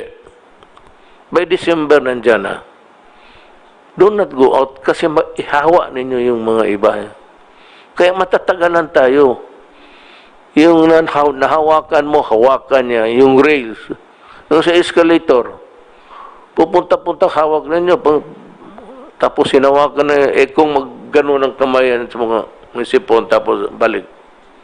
Tapos ikaw yung susunod. If you go at you tend to exactly do what I just told you. Sa jeep, taxi, yung inupuan. Magpahid sa ilong yan kung may sipon na tapos hawak ng... Wala nang katapusan. So, kindly stay home kung hindi naman talaga importante. And for those who really are working in the government critical public work, you have to go. You have to work. Mayroon na tayong medisina. May medisina tayo. Meron na, di ba, we ask Rizal Coliseum saka itong Iglesia ni Cristo pumayag. Salamat po sa inyo.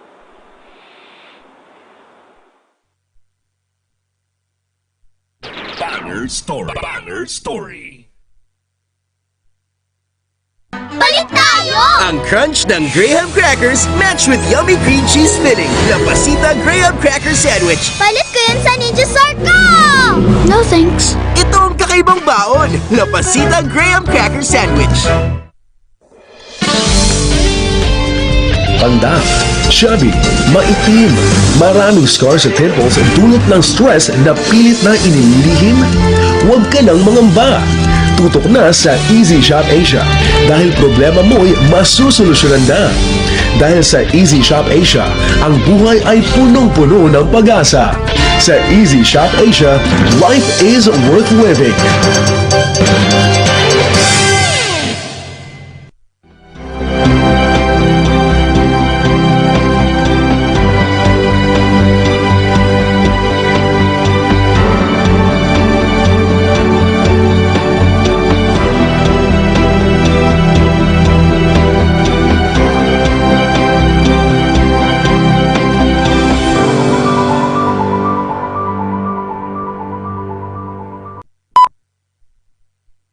Di biro maging super inahin. Di na lang, may BMEG Premium Super Inahin. Katulong Katulong para daming piek, daming gatas. Tibay buto pa dahil may organic bone builders para sa maraming panganganak.